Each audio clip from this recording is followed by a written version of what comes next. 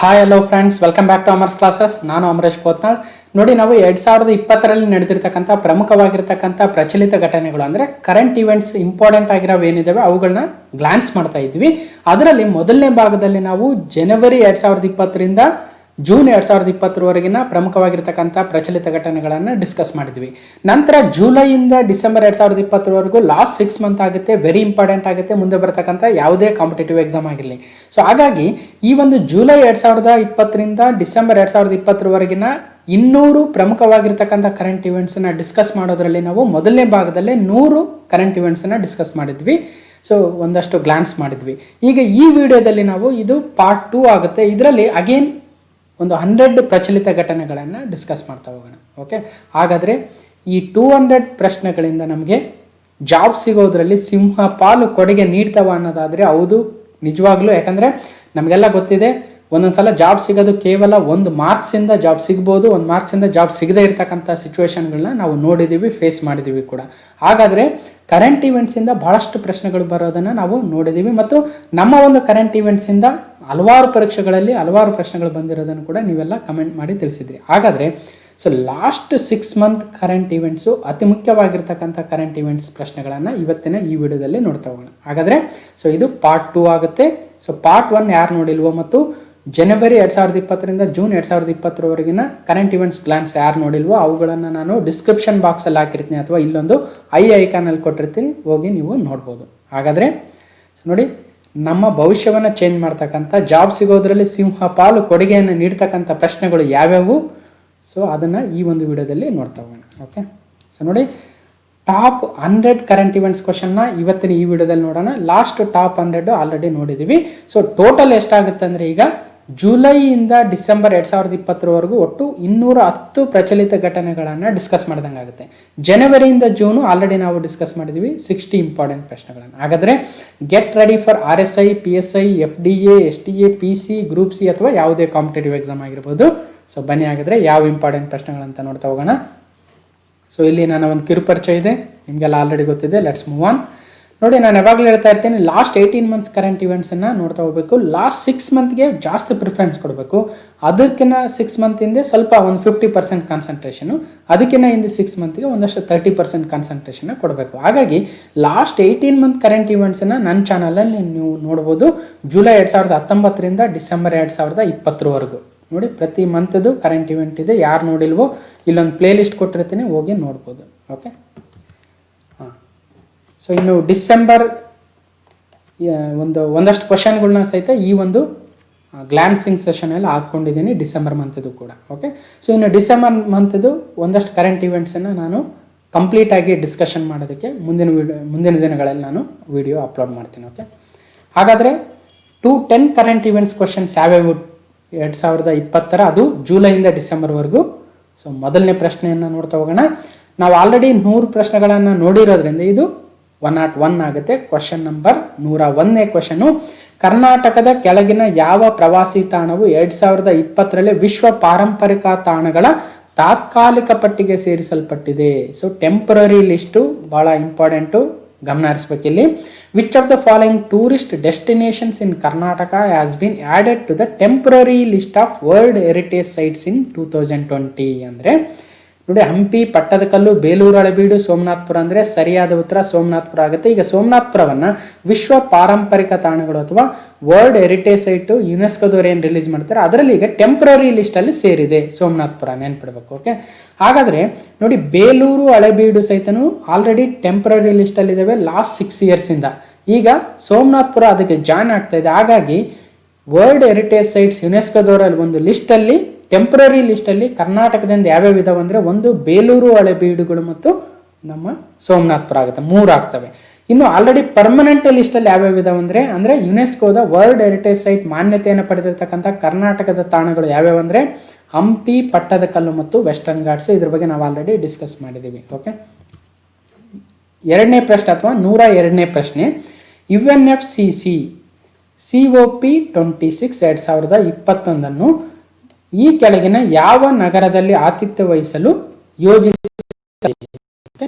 ಅಂದರೆ in which of the following city COP26 2021 of CCC is plan to host. ಅಂದರೆ ಇಲ್ಲಿ ನೋಡಿ UNF CCC ಅಂತಕ್ಕಂಥದ್ದು ಒಂದು ಕನ್ವೆನ್ಷನ್. ಕ್ಲೈಮೇಟನ್ನು ಚೇಂಜ್ ಮಾಡೋದಕ್ಕೇನು ಒಂದು ರಿಯೋ ಅರ್ತ್ ಸಮಿತಲ್ಲಿ 3 ಸಮಿತ್ಗಳು ಅಥವಾ 3 ಕನ್ವೆನ್ಷನ್ಗಳು ಕ್ರಿಯೇಟ್ ಆಗ್ತವೆ. ಅದರಲ್ಲಿ ಒಂದು UNF CCC ಆಗುತ್ತೆ. ಸೊ ಅದನ್ನು 2020ರಲ್ಲಿ ನಡೆಸಬೇಕಂತ ಇದ್ರು, ಬಟ್ COVID-19 ಇಂದಾಗಿ ಅದು ಮುಂದಕ್ಕೆ ಹೋಗಿದೆ 2021ರಲ್ಲಿ. ಸೊ ಹಾಗಾದರೆ COP ಕಾನ್ಫರೆನ್ಸ್ ಆಫ್ ಪಾರ್ಟೀಸ್ ಅಂತ ಕರಿತೀವಿ, ಆ ಒಂದು ಸದಸ್ಯ ರಾಷ್ಟ್ರಗಳು ಸೇರಿ ಮೀಟಿಂಗ್ನ ಮಾಡ್ತಾವಲ್ವ, ಆ ಒಂದು ಮೀಟಿಂಗು 2021ರಲ್ಲಿ ಯಾವ ನಗರದಲ್ಲಿ ನಡೆಯಲಿದೆ ಅಂದರೆ ಯುನೈಟೆಡ್ ಕಿಂಗ್ಡಮ್ನ ಗ್ಲಾಸ್ಗೋ ನಗರದಲ್ಲಿ ನಡೆಯಲಿದೆ. Okay, ನೆನ್ಪಿಡ್ಬೇಕು, COP26. ಓಕೆ, ಇದು ಎಲ್ಲಿಂದ ಬಂತು ಅಂದರೆ 1992ರಲ್ಲಿ 3ರಿಂದ 14 ಜೂನಲ್ಲಿ ಬ್ರಾಜಿಲ್ನ ರಿಯೋ ಡಿ ಜನೈರೋದಲ್ಲಿ ಒಂದು ಸಮಾವೇಶ ನಡೆಯುತ್ತೆ. ಅದನ್ನು ರಿಯೋ ಅರ್ತ್ ಸಮಿಟ್ ಅಥವಾ ಭೂ ಶೃಂಗಸಭೆ ಅಂತ ಕರಿತೀವಿ. ಅಫಿಷಿಯಲ್ ಆಗಿ ಅದನ್ನು United Nations conference on environment and development UNCED ಅಂತ ಕರಿತೀವಲ್ವ. ಆ ಒಂದು ಕನ್ವೆನ್ಷನಲ್ಲಿ ಹಲವಾರು ಒಂದು ದಾಖಲೆಗಳು, ಹಲವಾರು ಒಂದು ಕನ್ವೆನ್ಷನ್ಗಳು ಹುಟ್ಟುತ್ತವೆ. ಆ ಒಂದು ಕನ್ವೆನ್ಷನ್ಗಳಲ್ಲಿ ಪ್ರಮುಖವಾಗಿರ್ತಕ್ಕಂಥ 3 ಆಗ್ತವೆ. ಒಂದು ನೋಡಿ UNF CCC ಅಂದರೆ united nations framework convention on climate change ಅಂತ. ಎರಡನೇದು CBD ಅಂತ ಕರಿತೀವಿ, ಕನ್ವೆನ್ಷನ್ ಆನ್ ಬಯೋಲಾಜಿಕಲ್ ಡೈವರ್ಸಿಟಿ. ಮೂರನೇದು UNCCD ಅಂದರೆ united nations convention on combating desertification ಅಂತ. ಸೊ ಇವು 3 ಮೇಲೆ ನಾನು ಮುಂದಿನ ವಿಡಿಯೋಗಳಲ್ಲಿ ಬೇರೆ ಒಂದು ಕಂಪ್ಲೀಟ್ ಆಗಿರ್ತಕ್ಕಂಥ ಡಿಸ್ಕಷನ್ ಮಾಡ್ತೀನಿ. ಓಕೆ, ನೆಕ್ಸ್ಟು ಸೊ 103ನೇ ಪ್ರಶ್ನೆ, ಸಾಂಕ್ರಾಮಿಕವಲ್ಲದ ಕಾಯಿಲೆಗಳ ತಡೆಗಟ್ಟುವಿಕೆ ಮತ್ತು ನಿಯಂತ್ರಣಕ್ಕೆ ನೀಡಿದ ಅತ್ಯುತ್ತಮ ಕೊಡುಗೆಗಾಗಿ ಈ ಕೆಳಗಿನ ಯಾವ ರಾಜ್ಯವು ವಿಶ್ವಸಂಸ್ಥೆಯ ಪ್ರಶಸ್ತಿಯನ್ನು ಗೆದ್ದಿದೆ ಅಂದರೆ ಸರಿಯಾದ ಉತ್ತರ ಕೇರಳ ಆಗುತ್ತೆ. ಇದು ನೋಡಿ prevention and control of non communicable diseases ಅಂದರೆ ಸಾಂಕ್ರಾಮಿಕವಲ್ಲದ ಕಾಯಿಲೆಗಳ ತಡೆಗಟ್ಟುವಿಕೆ ಮತ್ತು ನಿಯಂತ್ರಣದಲ್ಲಿ ಒಂದು ಉತ್ತಮವಾಗಿರ್ತಕ್ಕಂಥ ಸಾಧನೆ ಮಾಡಿದ್ದಕ್ಕೆ ವಿಶ್ವಸಂಸ್ಥೆ ಒಂದು ಪ್ರಶಸ್ತಿಯನ್ನು ಕೇರಳ ಸರ್ಕಾರಕ್ಕೆ ನೀಡಿದೆ. ಓಕೆ, ನೆಕ್ಸ್ಟ್ 104ನೇ ಪ್ರಶ್ನೆ, ಇತ್ತೀಚೆಗೆ 2020ರ ನೃಪತುಂಗ ಪ್ರಶಸ್ತಿಗೆ ಭಾಜನರಾಗಿದ್ದ ಕನ್ನಡದ ಖ್ಯಾತ ವಿಮರ್ಶಕ ಪ್ರಶಸ್ತಿ ಸ್ವೀಕರಿಸುವ ಮೊದಲೇ ಮೃತಪಡ್ತಾರೆ. ಯಾರವರು ಅಂದರೆ ನಾವು ಇಂದಿನ ಒಂದು 100 ಪ್ರಶ್ನೆಗಳಲ್ಲಿ ಯಾರಿಗೆ ನೃಪತುಂಗ ಅವಾರ್ಡ್ ಬಂದಿತ್ತು ಅಂತ ನೋಡಿದ್ವಿ. ಈ ಒಂದು ವಿಡಿಯೋದಲ್ಲಿ ಸೊ ಅವರು ಯಾರು ಮತ್ತು ಅವರು ಇತ್ತೀಚೆಗೆ ನಿಧನರಾಗಿದ್ದಾರಲ್ವ ಅವ್ರ ಹೆಸರನ್ನು ನೋಡೋಣ. GS ಆಮೂರ ಅವರು. ನೋಡಿ, ವಿಮರ್ಶಕ ಆಮೂರ ನಿಧನ. ಓಕೆ, ಅವ್ರಿಗೆ ಈ ಒಂದು ವರ್ಷದ ನೃಪತುಂಗ ಪ್ರಶಸ್ತಿ ಬಂದಿತ್ತು, ಬಟ್ ಅದನ್ನು ಸ್ವೀಕರಿಸೋ ಮೊದಲೇ ಅವರು ತೀರ್ಕೊಂಡಿದ್ದಾರೆ. ಓಕೆ, ನೆಕ್ಸ್ಟ್ 105ನೇ ಪ್ರಶ್ನೆ, REMS ಇದರ ವಿಸ್ತೃತ ರೂಪ ಏನು ಅಂದರೆ ರಾಷ್ಟ್ರೀಯ ಮಾರ್ಕೆಟ್ ಸರ್ವಿಸಸ್ REMS ಆಗುತ್ತೆ. ಓಕೆ, ಲಾಸ್ಟ್ ಟೈಮ್ ನಾವು NAMದು ವಿಸ್ತೃತ ರೂಪವನ್ನು ನೋಡಿದ್ವಿ. ಓಕೆ, ಇಲ್ಲಿ ನೋಡಿ NAM ಪ್ರೋಸೆಸ್ ಯಾವ ಥರ ಆಗುತ್ತೆ ಅಂತಲೂ ನಾವು ಕರೆಂಟ್ ಇವೆಂಟ್ಸಲ್ಲಿ ಆಲ್ರೆಡಿ ಡಿಸ್ಕಸ್ ಮಾಡಿದ್ದೀವಿ. ನಾನು ಇನ್ನೊಮ್ಮೆ ಹೇಳ್ತಾ ಇದ್ದೀನಿ ನಿಮಗೆ. ನೋಡಿ, ಈ ಒಂದು ವಿಡಿಯೋದಲ್ಲಿ ನಾನು ಜಸ್ಟ್ ಗ್ಲಾನ್ಸ್ ಮಾಡ್ತಾ ಇದ್ದೀನಿ, ಕಂಪ್ಲೀಟ್ ಆಗಿರ್ತಕ್ಕಂಥ ಅನಾಲಿಸಿಸು ಡಿಸ್ಕಷನ್ ಮಾಡೋಕ್ಕೆ ಹೋಗಲ್ಲ. ಯಾಕಂದರೆ ಆಲ್ರೆಡಿ ನಾನು ಪ್ರತಿಯೊಂದು ಕರೆಂಟ್ ಇವೆಂಟ್ಸು ಪ್ರತಿ ಮಂತ್ದು ಪ್ರತಿ ವೀಕಲ್ಲೂ ನಾನು ಕಂಪ್ಲೀಟ್ ಆಗಿರ್ತಕ್ಕಂಥ ಅನಾಲಿಸಿಸ್ ಮಾಡಿರೋದ್ರಿಂದ ಇಲ್ಲಿ ಜಸ್ಟ್ ಗ್ಲಾನ್ಸ್, ಎಕ್ಸಾಮ್ಗಳು ಹತ್ರ ಇರೋದ್ರಿಂದ ಗ್ಲಾನ್ಸ್ ಮಾಡ್ತಾ ಏನೇನು ಫ್ಯಾಕ್ಚುವಲ್ ಇನ್ಫಾರ್ಮೇಷನ್, ಏನೇನು ಸ್ಟಾಟಿಕ್ ಇನ್ಫಾರ್ಮೇಷನ್ ಇಂಪಾರ್ಟೆಂಟ್ ಆಗುತ್ತೆ ಅದನ್ನು ಮಾತ್ರ ಕೊಡ್ತಾ ಹೋಗ್ತೇನೆ. ಓಕೆ, ಹಾಗಾದರೆ NAM ಅಂದರೆ ಆಲ್ರೆಡಿ ನೋಡಿದ್ವಿ ನಾವು ಕಳೆದ ವಿಡಿಯೋದಲ್ಲಿ. ಈ ವಿಡಿಯೋದಲ್ಲಿ ರಾಷ್ಟ್ರೀಯ ಮಾರ್ಕೆಟ್ ಸರ್ವಿಸಸ್ ಅಂದರೆ ಏನು ಅಂದರೆ ನೋಡಿ, ಒಟ್ಟು NAMಲ್ಲಿ 1000ಕ್ಕೂ ಅಧಿಕ ಮಾರ್ಕೆಟ್ಗಳಿದ್ದಾವೆ. ಮಂಡಿಗಳು ಅಂತೀವಿ. ರೈತರು ಒಂದು ಆನ್ಲೈನಲ್ಲಿ ತಮ್ಮ ಒಂದು ಉತ್ಪನ್ನಗಳನ್ನು ಮಾರಾಟ ಮಾಡ್ತಕ್ಕಂಥ ವ್ಯವಸ್ಥೆಗಳು ಅಲ್ವಾ. ಸೊ NAM ನಮ್ಮ ಇಡೀ ದೇಶದಲ್ಲಿದೆ. ರಾಷ್ಟ್ರೀಯ ಮಾರ್ಕೆಟ್ ಸರ್ವಿಸು ನಮ್ಮ ಕರ್ನಾಟಕದಲ್ಲಿದೆ. ನೋಡಿ, NAMಗೆ ಕೇವಲ 2 ಕರ್ನಾಟಕದಿಂದ ಜಾಯಿನ್ ಆಗಿದ್ದಾವೆ. ಇನ್ನು ಮಿಕ್ಕಿರ್ತಕ್ಕಂಥ ಮಂಡಿಗಳು ನಮ್ಮ ಕರ್ನಾಟಕದಲ್ಲಿ REMS ಪ್ಲಾಟ್ಫಾರ್ಮಲ್ಲೇ ಇದ್ದಾವೆ. ಅದು ಕೂಡ ನೆನಪಿಡ್ಬೇಕು. ಓಕೆ, 106ನೇ ಪ್ರಶ್ನೆ, ಭಾರತವು ಇತ್ತೀಚೆಗೆ ತನ್ನ laser guided anti tank missile ಅನ್ನು ಯಾವ ಮುಖ್ಯ ಯುದ್ಧ ಟ್ಯಾಂಕ್ ಮೂಲಕ ಪರೀಕ್ಷೆಯನ್ನು ನಡೆಸಿತು ಅನ್ನೋದಾದರೆ ನೋಡಿ, ತೇಜಸ್, ಧ್ರುವ್, ಅರ್ಜುನ್, ಧನುಷ್ ಅಂದರೆ ಸರಿಯಾದ ಉತ್ತರ ಅರ್ಜುನ್ ಅಂತಕ್ಕಂಥದ್ದು. ನೋಡಿ, ಮುಖ್ಯ ಯುದ್ಧ ಟ್ಯಾಂಕ್ ಅಥವಾ ಮೇನ್ ಬಾಟಲ್ ಟ್ಯಾಂಕ್ MBT ಅಂತ ಕರಿತೀವಿ.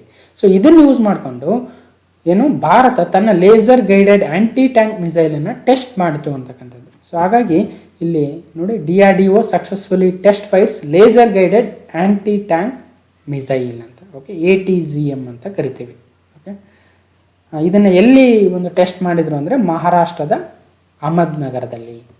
ಓಕೆ, ಇಲ್ಲಿ MBT ಅಂದರೆ very important, main bottle tank ಅಂತ. ಅರ್ಜುನ್ ಅದರ ಹೆಸರು ನಮ್ಮ ಭಾರತದ ಒಂದು MBT. ಓಕೆ, ಇನ್ನು LC ಅಂತ ಕೇಳ್ತಾರೆ, ಲೈಟ್ ಕಾಂಬ್ಯಾಟ್ ಏರ್ಕ್ರಾಫ್ಟ್ ತೇಜಸ್ ಆಗುತ್ತೆ. ಇನ್ನು ALH ಅಂತ ಕೇಳ್ಬೋದು, ಅಡ್ವಾನ್ಸ್ಡ್ ಲೈಟ್ ಹೆಲಿಕಾಪ್ಟರ್ ಅಂತ ಧ್ರುವ್ ಆಗುತ್ತೆ. ಓಕೆ, ಇನ್ನೊಂದು SBM ಅಂತ ಕೇಳ್ಬೋದು, ಶಿಪ್ ಬೇಸ್ಡ್ ಮಿಸೈಲು ಧನುಷ್ ಆಗುತ್ತೆ, ನೆನ್ಪಿಡಬೇಕು. ನೆಕ್ಸ್ಟು 107ನೇ ಪ್ರಶ್ನೆ, ನೊಬೆಲ್ ಪ್ರೈಸ್ ವಿನ್ನರ್ಸ್ 2020 ಯಾರ್ಯಾರು ಅಂತ. ಸೊ ವೆರಿ ಇಂಪಾರ್ಟೆಂಟ್ ಕ್ವಶನ್ ಆಗುತ್ತೆ, ಬಟ್ ಇದ್ರ ಮೇಲೆ ನಾನು ಒಂದು ಕಂಪ್ಲೀಟ್ ಆಗಿರ್ತಕ್ಕಂಥ ವಿಡಿಯೋನೇ ಮಾಡಿದ್ದೀನಿ. ಹಾಗಾಗಿ ನೀವು ಆ ವಿಡಿಯೋನ ನೋಡಿರ್ತೀರ, ನೋಡಿಲ್ಲ ಅಂದರೆ ಆ ವಿಡಿಯೋನ ನೋಡ್ಬೋದು. ಕಂಪ್ಲೀಟ್ ಯಾರ್ಯಾರಿಗೆ ಬಂತು, ಅವರ ಸಂಶೋಧನೆ ಏನು, ಆ ಸಂಶೋಧನೆಯ ತಿರುಳು ಏನು ಅನ್ನೋದನ್ನು ನಾನು ಆಲ್ರೆಡಿ ಕಂಪ್ಲೀಟ್ ಡಿಸ್ಕಷನ್ ಮಾಡಿರೋದ್ರಿಂದ ಇಲ್ಲಿ ಜಸ್ಟ್ ಲಿಸ್ಟ್ ಕೊಟ್ಟಿದ್ದೀನಿ, ನೋಡ್ತಾ ಹೋಗಿ. ಫಿಸಿಕ್ಸಲ್ಲಿ ಯಾರಿಗೆ ಬಂದಿದೆ ಅಂದರೆ ರೋಜರ್ ಪೆನ್ರೋಸ್ ಅವರು ಒಂದು ಸಂಶೋಧನೆಗೆ ಏನಂದ್ರೆ ಅವ್ರ ಸಂಶೋಧನೆ ನೋಡಿ, for the discovery that black hole formation is a robust prediction of the general theory of relativity. ಅಂದರೆ ಕಪ್ಪು ಕುಳಿ ರಚನೆಯು ಸಾಮಾನ್ಯ ಸಾಪೇಕ್ಷತಾ ಸಿದ್ಧಾಂತದ ಬಲವಾದ ಮುನ್ಸೂಚನೆ ಮತ್ತು ಪ್ರತಿಪಾದನೆಯಾಗಿದೆ ಅಂತ ರೋಜರ್ ಪೆನ್ರೋಸ್ ಅವರು ಒಂದು ಸಂಶೋಧನೆಯನ್ನು ಮಾಡಿದ್ದಾರೆ. ಹಾಗಾಗಿ ಟೋಟಲ್ ಈ ಒಂದು ಫಿಸಿಕ್ಸ್ಗೆ ಕೊಡ್ತಕ್ಕಂಥ ನೊಬೆಲ್ ಅಮೌಂಟಲ್ಲಿ ಅವ್ರಿಗೆ ಒಂದು ಹಾಫ್ ಅಮೌಂಟನ್ನು ರೋಜರ್ ಪೆನ್ರೋಸ್ ಅವರಿಗೆ ಕೊಟ್ಟಿದ್ದಾರೆ. ಇನ್ನು ಅರ್ಧದಲ್ಲಿ ರೈನಾರ್ಡ್ ಗೆಂಜಲ್ ಮತ್ತು ಆಂಡ್ರಿಯಾ ಗೇಜ್ ಅವರು ಶೇರ್ ಮಾಡ್ಕೊಂಡಿದ್ದಾರೆ. ಅವರ ಸಂಶೋಧನೆ ಏನಂದರೆ, for the Discovery of A super massive compact object at the centre of our Galaxy. ನಮ್ಮ ಗ್ಯಾಲಕ್ಸಿ ಏನಿದೆಯೋ, ನಮ್ಮ ನಕ್ಷತ್ರಪುಂಜ, ಆಕಾಶಗಂಗೆ ಅಥವಾ ಮಿಲ್ಕಿ ವೇ ಅಂತ ಏನು ಕರಿತೀವಿ, ಅದರ ಒಂದು ಮಧ್ಯಭಾಗದಲ್ಲಿ ಒಂದು ಬೃಹತ್ತಾಗಿರ್ತಕ್ಕಂಥ ದಟ್ಟವಾದ ವಸ್ತುವಿನ ಆವಿಷ್ಕಾರವನ್ನು ಮಾಡಿರೋದಕ್ಕೆ ಇವ್ರಿಗೆ ಅಂದರೆ ರೇನಾರ್ಡ್ ಗೆಂಜಲ್ ಮತ್ತು ಆಂಡ್ರಿಯಾ ಗೇಜ್ ಅವರಿಗೆ ಅದರ ಅರ್ಧ ಒಂದು ಭಾಗವನ್ನು ಕೊಟ್ಟಿದ್ದಾರೆ. ಇನ್ನು ಕೆಮಿಸ್ಟ್ರಿಲಿ ವಂಶವಾಹಿಗಳ ಮರುಜೋಡಣೆ ವಿಧಾನ ಅಭಿವೃದ್ಧಿಪಡಿಸಿದ್ದಕ್ಕಾಗಿ ಅಂದರೆ for the development of a method for genome ಎಡಿಟಿಂಗಿಗೆ ಎಮ್ಯಾನ್ಯುಯಲ್ ಚಾರ್ಪೆಂಟರ್ ಮತ್ತು ಜೆನ್ನಿಫರ್ ಎ ಡೌಡ್ನಾ ಅವರಿಗೆ ಈ ಒಂದು ಪ್ರಶಸ್ತಿಯನ್ನು, ಕೆಮಿಸ್ಟ್ರಿ ನೊಬೆಲ್ ಅವಾರ್ಡನ್ನು ಕೊಟ್ಟಿದ್ದಾರೆ. ಇನ್ನು ಫಿಸಿಯಾಲಜಿ ಅಥವಾ ಮೆಡಿಸಿನ್ 2020 ನೊಬೆಲ್ ಪ್ರಶಸ್ತಿಯನ್ನು 3 ಕೊಟ್ಟಿದ್ದಾರೆ. ಹಾರ್ವೆ ಆಲ್ಟರ್, ಮೈಕಲ್ ಆಟನ್, ಚಾರ್ಲ್ಸ್ ಎಂಬ್ರೈಸ್ ಅವರಿಗೆ. ಯಾವುದಕ್ಕೆ ಅಂದರೆ for the Discovery of hepatitis C virus. ಈ ವೈರಸ್ಸಿಂದ ಏನು ಅಂದರೆ ಎ ವೈರಸ್ ಅಂದ್ರೆ ಹೆಪಾಟೈಟಿಸ್ ಬಿ ಅಂದ್ರೆ ಸಿ ಅಂದ್ರೆ ಅಂತ ನಾವು ಕಂಪ್ಲೀಟ್ ಆ ಒಂದು ವಿಡಿಯೋದಲ್ಲಿ ನೋಡಿದ್ದೀವಿ. ಸೊ ನೆಕ್ಸ್ಟು ಲಿಟ್ರೇಚರ್, ಸಾಹಿತ್ಯ ಒಂದು ಅವಾರ್ಡ್ ಯಾರಿಗೆ ಬಂದಿದೆ ಅಂದರೆ ಲೂಯಿಸ್ ಗ್ಲುಕ್ ಅವ್ರಿಗೆ. ಇವರು ಅಮೆರಿಕನ್ ಪೊಯೆಟ್ ಮತ್ತು ಎಸ್ಸೇಯಿಸ್ಟ್. ಕಠಿಣ ಸೌಂದರ್ಯದಿಂದ ವೈಯಕ್ತಿಕ ಅಸ್ತಿತ್ವವನ್ನು ಸಾರ್ವತ್ರೀಕರಿಸುವ ಅವಳ ಸ್ಪಷ್ಟವಾದ ಕಾವ್ಯಾತ್ಮಕ ಧ್ವನಿಗಾಗಿ ಲೂಯಿಸ್ ಗ್ಲುಕ್ ಅವರಿಗೆ ಈ ಒಂದು 2020 ಸಾಹಿತ್ಯದ ನೊಬೆಲ್ ಪ್ರಶಸ್ತಿ ಬಂದಿದೆ. ಓಕೆ, ಇನ್ನು ಶಾಂತಿ ನೊಬೆಲ್ ಪ್ರಶಸ್ತಿ, ಪೀಸ್ ಪ್ರೈಸು ವೆರಿ ಇಂಪಾರ್ಟೆಂಟ್ ಆಗುತ್ತೆ. ಯಾರಿಗೆ ಬಂದಿದೆ ಅಂದರೆ ವಿಶ್ವಸಂಸ್ಥೆಯ ಅಂಗಸಂಸ್ಥೆ ಆಗಿರ್ತಕ್ಕಂಥ WFP ಅಂದರೆ ವರ್ಲ್ಡ್ ಫುಡ್ ಪ್ರೋಗ್ರಾಮ್ ಅವ್ರಿಗೆ ಈ ಒಂದು ನೊಬೆಲ್ ಶಾಂತಿ ಪ್ರಶಸ್ತಿ 2020ನೇ ಸಾಲಿನಿದ್ದು ಬಂದಿದೆ. Okay, next last economic sciences ಆಗುತ್ತೆ. ಅರ್ಥಶಾಸ್ತ್ರಕ್ಕೆ ಯಾರಿಗೆ ಬಂದಿದೆ ಅಂದರೆ American economist, both professors at Stanford ಯೂನಿವರ್ಸಿಟಿಲಿರ್ತಕ್ಕಂಥ ಪೌಲ್ ಮಿಲ್ಗ್ರಾಮ್ ಮತ್ತು ರಾಬರ್ಟ್ ವಿಲ್ಸನ್ ಅವರಿಗೆ ಈ ಒಂದು 2020 ಅರ್ಥಶಾಸ್ತ್ರದ ನೊಬೆಲ್ ಪ್ರಶಸ್ತಿ ಬಂದಿದೆ. ಯಾವ ಸಂಶೋಧನೆ ಅಂದರೆ, ಯಾವ ಕಾಂಟ್ರಿಬ್ಯೂಷನ್ ಅಂದರೆ for the improvements to auction theory and invention of new auction format. ಹರಾಜು ಸಿದ್ಧಾಂತ ಅಂತ ಏನು ಕರಿತೀವಿ, ಅದರಲ್ಲಿ ಒಂದು ಹೊಸ ನಾವೀನ್ಯತೆಗಳನ್ನು ತಂದಿರೋದಕ್ಕೆ. ಓಕೆ, ಇನ್ನು 108ನೇ ಪ್ರಶ್ನೆ, ಕೆಳಗಿನ ಯಾವ ಪ್ರದೇಶಗಳ ನಡುವಿನ ಪ್ರಯಾಣದ ಅಂತರವನ್ನು ಕಡಿಮೆ ಮಾಡಲು ಜಗತ್ತಿನ ಅತಿ ಉದ್ದದ ಹೆದ್ದಾರಿ ಸುರಂಗವಾದ ಅಟಲ್ ಟನೆಲನ್ನು ನಿರ್ಮಿಸಲಾಗಿದೆ ಅಂದರೆ ಸರಿಯಾದ ಉತ್ತರ ಮನಾಲಿ ಮತ್ತು ಲೇಗಳ ನಡುವಿನ ಒಂದು ಪ್ರಯಾಣದ ಅಂತರವನ್ನು ಕಡಿಮೆ ಮಾಡಲು ಅಟಲ್ ಟನೆಲನ್ನು ನಿರ್ಮಿಸಲಾಗಿದೆ. ಓಕೆ ನೋಡಿ, ಅಟಲ್ ಜಗತ್ತಿನ ಅತಿ ಉದ್ದದ ಹೆದ್ದಾರಿ ಸುರಂಗ ಮಾರ್ಗ ಆಗುತ್ತೆ. ಓಕೆ, ಸುಮಾರು 9.08 ಕಿಲೋಮೀಟರ್ ಸುರಂಗ ಇದೆ. ಇಲ್ಲಿ ಲೇ ಇದೆ, ಈ ಕಡೆ ಮನಾಲಿ ಇದೆ. ಹಿಂದೆ ಈ ಥರ ಹೋಗ್ಬೇಕಾಗುತ್ತೆ, ಈಗ ಶಾರ್ಟ್ ರೂಟಲ್ಲಿ ಹೋಗ್ಬೋದು because of this tunnel. Okay, ಇದ್ರ ಬಗ್ಗೆ ನಾವು ಆಲ್ರೆಡಿ ಆ ಒಂದು ಕರೆಂಟ್ ಇವೆಂಟ್ಸಲ್ಲಿ ಫುಲ್ ಡಿಸ್ಕಷನ್ ಮಾಡಿದ್ದೀನಿ. ಓಕೆ, ನೆಕ್ಸ್ಟ್ 109ನೇ ಪ್ರಶ್ನೆ, ಇತ್ತೀಚೆಗೆ ಯಶಸ್ವಿ ಪರೀಕ್ಷೆ ನಡೆಸಿರುವ ಭಾರತದ ಬ್ರಹ್ಮೋಸ್ ಕ್ಷಿಪಣಿಯು ಕೆಳಗಿನ ಯಾವ ಕ್ಷಿಪಣಿ ಗುಂಪಿಗೆ ಸೇರಿದೆ ಅಂದರೆ ಸೂಪರ್ಸಾನಿಕ್ ಗುಂಪಿಗೆ. ಓಕೆ ನೋಡಿ, ಇಲ್ಲಿ ಮ್ಯಾಕ್ ಸೂಪರ್ಸಾನಿಕ್ ಅಂದರೆ ಸುಮಾರು ಮ್ಯಾಕ್ 1.0ದಿಂದ ಮೇಲ್ಗಡೆ. ಈ ನಮ್ಮ ಬ್ರಹ್ಮೋಸ್ ಸುಮಾರು ಮ್ಯಾಕ್ 3ಗೆ ಈಕ್ವಲ್ ಆಗುತ್ತೆ. 110ನೇ ಪ್ರಶ್ನೆ, ಪಶ್ಚಿಮ ಘಟ್ಟಗಳ ಸಂರಕ್ಷಣೆಗೆ ಇರುವ ಕಸ್ತೂರಿ ರಂಗನ್ ವರದಿಯನ್ನು ಜಾರಿಗೆ ತರಲು ಕೇಂದ್ರ ಸರ್ಕಾರಕ್ಕೆ ಗಡುವು ನೀಡಿರ್ತಕ್ಕಂಥ ಸಂಸ್ಥೆ ಯಾವುದು ಅಂದರೆ ಸರಿಯಾದ ಉತ್ತರ ನ್ಯಾಷನಲ್ ಗ್ರೀನ್ ಟ್ರಿಬ್ಯುನಲ್, NGT ಆಗುತ್ತೆ. ರಾಷ್ಟ್ರೀಯ ಹಸಿರು ನ್ಯಾಯಾಧಿಕರಣ ಅಂತ ಕರಿತೀವಿ. ಓಕೆ, ಇನ್ನು ಕಸ್ತೂರಿ ರಂಗನ್ ವರದಿ ಅಂದ್ರೆ ಏನು, ಅದನ್ನು ಯಾಕೆ ತರ್ತಾ ಇದ್ದಾರೆ, ಅದಕ್ಕೆ ಕೇಂದ್ರ ಸರ್ಕಾರ ಏನು ಹೇಳ್ತಾ ಇದೆ, ರಾಜ್ಯ ಸರ್ಕಾರಗಳು ಏನು ಹೇಳ್ತಾ ಇದ್ದಾವೆ, ಅಲ್ಲಿರ್ತಕ್ಕಂಥ ಜನಪ್ರತಿನಿಧಿಗಳು ಏನು ಹೇಳ್ತಾ ಇದ್ದಾರೆ, ಮತ್ತು ಅಲ್ಲಿರ್ತಕ್ಕಂಥ ವೆಸ್ಟರ್ನ್ ಘಾಟ್ಸ್ ಬರ್ತಕ್ಕಂಥ ರಾಜ್ಯಗಳಲ್ಲಿ ಜನಗಳು ಯಾವ ರೀತಿ ಅಭಿಪ್ರಾಯವನ್ನು ಹೇಳ್ತಾ ಇದ್ದಾರೆ ಅಂತ ನಾವು ಆಲ್ರೆಡಿ ಕಂಪ್ಲೀಟ್ ಡಿಸ್ಕಷನ್ ಮಾಡಿದ್ದೀವಿ. ಮಾಧವ್ ಗಾಡ್ಗೀಳ್ ಅವರ ಕಮಿಟಿ ಏನು, ಕಸ್ತೂರಿ ರಂಗನ್ ರಿಪೋರ್ಟ್ ಏನು, ಅವರಿಬ್ಬರ ರಿಪೋರ್ಟ್ಗಳಲ್ಲಿರ್ತಕ್ಕಂಥ ವ್ಯತ್ಯಾಸಗಳೇನು, ಅದನ್ನು ಜಾರಿ ಆದರೆ ಏನು ಪ್ರಾಬ್ಲಮ್ ಆಗುತ್ತೆ, ಜನಗಳಿಗೆ ಏನು ಪ್ರಾಬ್ಲಮ್ಮು, ಸರ್ಕಾರಗಳಿಗೆ ಏನು ತೊಂದರೆ, ಓಕೆ ಯಾಕೆ ವಿರೋಧ ಅನ್ನೋದನ್ನು ನಾವು ಆಲ್ರೆಡಿ ಡಿಸ್ಕಸ್ ಮಾಡಿದ್ದೀವಿ. 111ನೇ ಪ್ರಶ್ನೆ, ಭಾರತದ ಅತಿದೊಡ್ಡ ಸಾರ್ವಜನಿಕ ಬ್ಯಾಂಕು ಭಾರತೀಯ ಸ್ಟೇಟ್ ಬ್ಯಾಂಕ್ನ ನೂತನ ಅಧ್ಯಕ್ಷರು ಯಾರಂದರೆ ದಿನೇಶ್ ಕುಮಾರ್ ಕರ ಆಗ್ತಾರೆ. ಯಾಕಂದರೆ ರಜನೀಶ್ ಕುಮಾರ್ ಅವರ ಅಧಿಕಾರಾವಧಿ ಈಗ ಮುಗಿದಿದೆ. ದಿನೇಶ್ ಕುಮಾರ್ ಕರ ಅವರು ಹೊಸ ಒಂದು MD ಅಥವಾ ಚೇರ್ಮನ್ ಆಗ್ತಾರೆ ನಮ್ಮ ಭಾರತದ ಅತಿದೊಡ್ಡ ಪಬ್ಲಿಕ್ ಸೆಕ್ಟರ್ ಬ್ಯಾಂಕ್ ಆಗಿರ್ತಕ್ಕಂಥ SBI. ಓಕೆ, ನೆಕ್ಸ್ಟು 112ನೇ ಪ್ರಶ್ನೆ, ಗ್ರಾಮೀಣ ಪ್ರದೇಶದ ಜನರಿಗೆ ಆಸ್ತಿ ಹಕ್ಕು ಕಾರ್ಡ್ ವಿತರಿಸುವ ಕೇಂದ್ರ ಸರ್ಕಾರದ ಮಹತ್ವಾಕಾಂಕ್ಷಿ ಯೋಜನೆ ಯಾವುದು ಅಂದರೆ ವೆರಿ ವೆರಿ ಇಂಪಾರ್ಟೆಂಟು ನೋಡಿ, ಸ್ವಾಮಿತ್ವ ಯೋಜನೆ ಭಾಳ ಸುದ್ದಿಲಿದೆ, ವೆರಿ ಇಂಪಾರ್ಟೆಂಟ್ ಆಗುತ್ತೆ. ಹಳ್ಳಿಗರಿಗೂ ಸಿಗಲಿದೆ ಆಸ್ತಿ ಕಾರ್ಡ್. ಸ್ವಾಮಿತ್ವ ಯೋಜನೆಗೆ ಪ್ರಧಾನಿ ಚಾಲನೆಯನ್ನು ಕೊಟ್ಟಿದ್ದಾರೆ. ನಮ್ಮ ರಾಜ್ಯದಲ್ಲಿ ಸ್ವಾಮಿತ್ವ ಕಾರ್ಡ್ಗಳನ್ನ ಕೊಡ್ತೀವಿ ಅಂತ ಈಗ ಆಲ್ರೆಡಿ ಅನೌನ್ಸ್ ಕೂಡ ಆಗಿದೆ. ಓಕೆ, ನೆಕ್ಸ್ಟು 113ನೇ ಪ್ರಶ್ನೆ, ಇಸ್ರೋ ಸಂಸ್ಥೆಯು ಶುಕ್ರ ಗ್ರಹದ ಅಧ್ಯಯನಕ್ಕಾಗಿ ಕೈಗೊಳ್ಳಲಿರುವ ಯೋಜನೆಯ ಹೆಸರೇನು ಅಂದರೆ ಶುಕ್ರಯಾನ. ಓಕೆ, ಇಲ್ಲಿ ಇಂಪಾರ್ಟೆಂಟ್ ಏನಂದರೆ ಫ್ರೆಂಚ್ ಬಾಹ್ಯಾಕಾಶ ಸಂಸ್ಥೆ CNES ಕೂಡ ಇದರಲ್ಲಿ ಭಾಗವಹಿಸ್ತಾ ಇದೆ. ವೆರಿ ಇಂಪಾರ್ಟೆಂಟು, ವೀನಸ್ ಮಿಷನ್ ಅಂತ ಕರಿತೀವಿ ಶುಕ್ರಯಾನ. 114ನೇ ಪ್ರಶ್ನೆ, ಇತ್ತೀಚೆಗೆ ಬಹಳಷ್ಟು ಸುದ್ದಿಯಲ್ಲಿರುವ ಅಮೆರಿಕದ ಸಂವಿಧಾನದ 25ನೇ ತಿದ್ದುಪಡಿ ಯಾವುದಕ್ಕೆ ಸಂಬಂಧಿಸಿದೆ ಅಂದರೆ find the reason for which 25th amendment of the US constitution was in news recently. ಅಂದರೆ ನೋಡಿ, ಯಾಕೆ ಅಂದರೆ ಅಲ್ಲಿ ಒಂದು 4 ಸೆಕ್ಷನ್ಗೆ ತಿದ್ದುಪಡಿಗಳನ್ನು ತರ್ತಾರೆ. ಅದರಲ್ಲಿ ಮುಖ್ಯವಾಗಿರ್ತಕ್ಕಂಥದ್ದು ಯಾವುದಂದರೆ ಅಧ್ಯಕ್ಷರನ್ನು ಅಧಿಕಾರದಿಂದ ತೆಗೆದುಹಾಕುವ ಸಂದರ್ಭದಲ್ಲಿ ಅಥವಾ ಅವರ ಸಾವು ಅಥವಾ ರಾಜೀನಾಮೆಯ ಸಂದರ್ಭದಲ್ಲಿ ಉಪಾಧ್ಯಕ್ಷರು ಅಧ್ಯಕ್ಷರಾಗಬಹುದು. ಓಕೆ, ಇನ್ನೊಂದು ತಿದ್ದುಪಡಿ, ಉಪಾಧ್ಯಕ್ಷರ ಕಚೇರಿಯಲ್ಲಿ ಖಾಲಿ ಇದ್ದಾಗ ರಾಷ್ಟ್ರಪತಿಗಳು ಉಪಾಧ್ಯಕ್ಷರನ್ನು ನಾಮನಿರ್ದೇಶನ ಮಾಡಬಹುದು ಅಂತ ಹೊಸ ಒಂದು ಬದಲಾವಣೆಗಳನ್ನು ತಂದಿದ್ದಾರೆ. ಇನ್ನು 115ನೇ ಪ್ರಶ್ನೆ, CDAC ಸಂಸ್ಥೆಯು ಇತ್ತೀಚೆಗೆ ತಯಾರಿಸಿದ ಸೂಪರ್ ಕಂಪ್ಯೂಟರ್ನ ಹೆಸರೇನು ಅಂದರೆ ಪರಮ್ ಸಿದ್ಧಿ AI ಅಂತ. ಓಕೆ, ಅಂದರೆ ಆರ್ಟಿಫಿಷಿಯಲ್ ಇಂಟೆಲಿಜೆನ್ಸ್ ಪರಮ್ ಸಿದ್ಧಿ AI. ಓಕೆ, ಇದನ್ನು CDAC ಸಂಸ್ಥೆ ಡೆವಲಪ್ ಮಾಡಿದೆ. ಓಕೆ, 116ನೇ ಪ್ರಶ್ನೆ, ಸ್ಟಾಕ್ಹೋಮ್ ಕನ್ವೆನ್ಷನ್ ಒಪ್ಪಂದದ ಪ್ರಕಾರ 7 ಸಾವಯವ ಮಾಲಿನ್ಯಕಾರಕಗಳು ಅಂದರೆ 7 ಆರ್ಗ್ಯಾನಿಕ್ ಪಲ್ಯೂಟೆಂಟ್ಸ್ ಅಂತ ಕರಿತೀವಿ, ಅವುಗಳನ್ನು ಅಂಗೀಕರಿಸಲು ಭಾರತದ ಸರ್ಕಾರ ಕೇಂದ್ರದ ಕ್ಯಾಬಿನೆಟ್ ಅನುಮೋದನೆಯನ್ನು ನೀಡಿದೆ. ಹಾಗಾದರೆ ಏನಿದು Stockholm convention? According to the bindings of the Stockholm Convention, Union Cabinet of India approves ratification of 7 organic pollutant. What is this Stockholm Convention ಅಂದರೆ ನೋಡಿ, ಸ್ಟಾಕ್ಹೋಮ್ ಕನ್ವೆನ್ಷನ್ ಅಂತ ಇರತಕ್ಕಂಥದ್ದು protecting human health and the environment from the persistent organic pollutants ಅಂತ. Okay, so ಯಾವುದರಿಂದ POPಸಿಂದ ನಮ್ಮ ಮಾನವರನ್ನು ನಮ್ಮ ಪರಿಸರವನ್ನು ಉಳಿಸೋದಕ್ಕೋಸ್ಕರ ಈ ಒಂದು ಕನ್ವೆನ್ಷನ್ ಬರುತ್ತೆ, ಸ್ಟಾಕ್ಹೋಮ್ ಕನ್ವೆನ್ಷನ್ ಅಂತ. ಸೊ ಅದರಲ್ಲಿ ಕೆಲವೊಂದು ಯಾವ್ಯಾವ POPs ಅಂತ ಇಲ್ಲಿದ್ದಾವೆ ಬ್ಯಾನ್ ಮಾಡಿರ್ತಕ್ಕಂಥವು. ಓಕೆ, ಸೊ ಇದ್ರ ಬಗ್ಗೆ ಆಲ್ರೆಡಿ ಡಿಸ್ಕಸ್ ಮಾಡಿದ್ದೀನಿ, ಏನೇನು ಯಾವ್ಯಾವುದ್ರಲ್ಲಿ ಬಳಸ್ತಾರೆ ಅಂತ. ಓಕೆ, POPಗಳು ಏನು ಮಾಡ್ತವೆ, ಅವುಗಳನ್ನು ನಿರಂತರ ಸಾವಯವ ಮಾಲಿನ್ಯಕಾರಕಗಳು ಅಥವಾ ಪರ್ಸಿಸ್ಟೆಂಟ್ ಆರ್ಗ್ಯಾನಿಕ್ ಪಲ್ಯೂಟೆಂಟ್ಸ್ ಅಂತಲೂ ಕರಿತೀವಿ. ಓಕೆ, ಸ್ಟಾಕ್ಹೋಮ್ ಕನ್ವೆನ್ಷನ್ 2001ರಲ್ಲಿ ಸ್ವೀಡನ್ನಲ್ಲಾಗಿತ್ತು. ಆರ್ಗನೈಸ್ ಮಾಡಿರ್ತಕ್ಕಂಥವ್ರು UNEP ಅಂದರೆ ಯುನೈಟೆಡ್ ನೇಷನ್ಸ್ ಎನ್ವಿರಾನ್ಮೆಂಟಲ್ ಪ್ರೋಗ್ರಾಮ್ ಅಂತ. ಓಕೆ, ಸೊ ಇದ್ರ ಬಗ್ಗೆ ನಾವು ಆಲ್ರೆಡಿ ಡಿಸ್ಕಸ್ ಮಾಡಿದ್ದೀವಿ. ಈಗ ಭಾರತ 7 POPಗಳನ್ನು ಬ್ಯಾನ್ ಮಾಡಿದೆ. ಸೊ ಯಾವ್ಯಾವ ಅಂತ ಇಲ್ಲಿದೆ.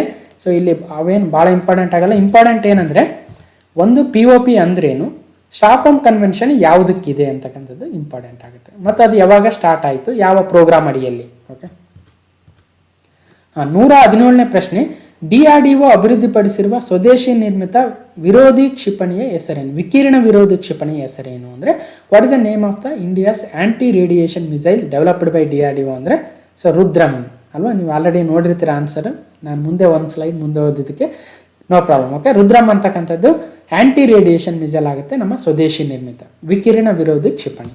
ಓಕೆ, ನೋಡಿ ಇಲ್ಲಿ ರುದ್ರಮ್ ಇದೆ. ಇದನ್ನು ಯಾಕೆ ಬಳಸ್ತಾ ಇದ್ದೀವಿ ಅಂದರೆ ವಿರೋಧಿ ಪಡೆಗಳ ರೇಡಾರು, ಸಂವಹನ ಸ್ವತ್ತುಗಳು ಅಂದರೆ ಕಮ್ಯುನಿಕೇಷನ್ ಅಸೆಟ್ಸ್ ಆಗಿರ್ಬೋದು, ಅವುಗಳನ್ನು ಪತ್ತೆ ಹಚ್ಚಲು, ಟ್ರ್ಯಾಕ್ ಮಾಡಲು ಮತ್ತು ತಟಸ್ಥಗೊಳಿಸಲು ವಿಕಿರಣ ವಿರೋಧಿ ಕ್ಷಿಪಣಿಗಳನ್ನು ವಿನ್ಯಾಸಗೊಳಿಸಲಾಗಿದೆ. ಯಾರಿಂದ ಅಂದರೆ defence research and development organisation DRDOದಿಂದ.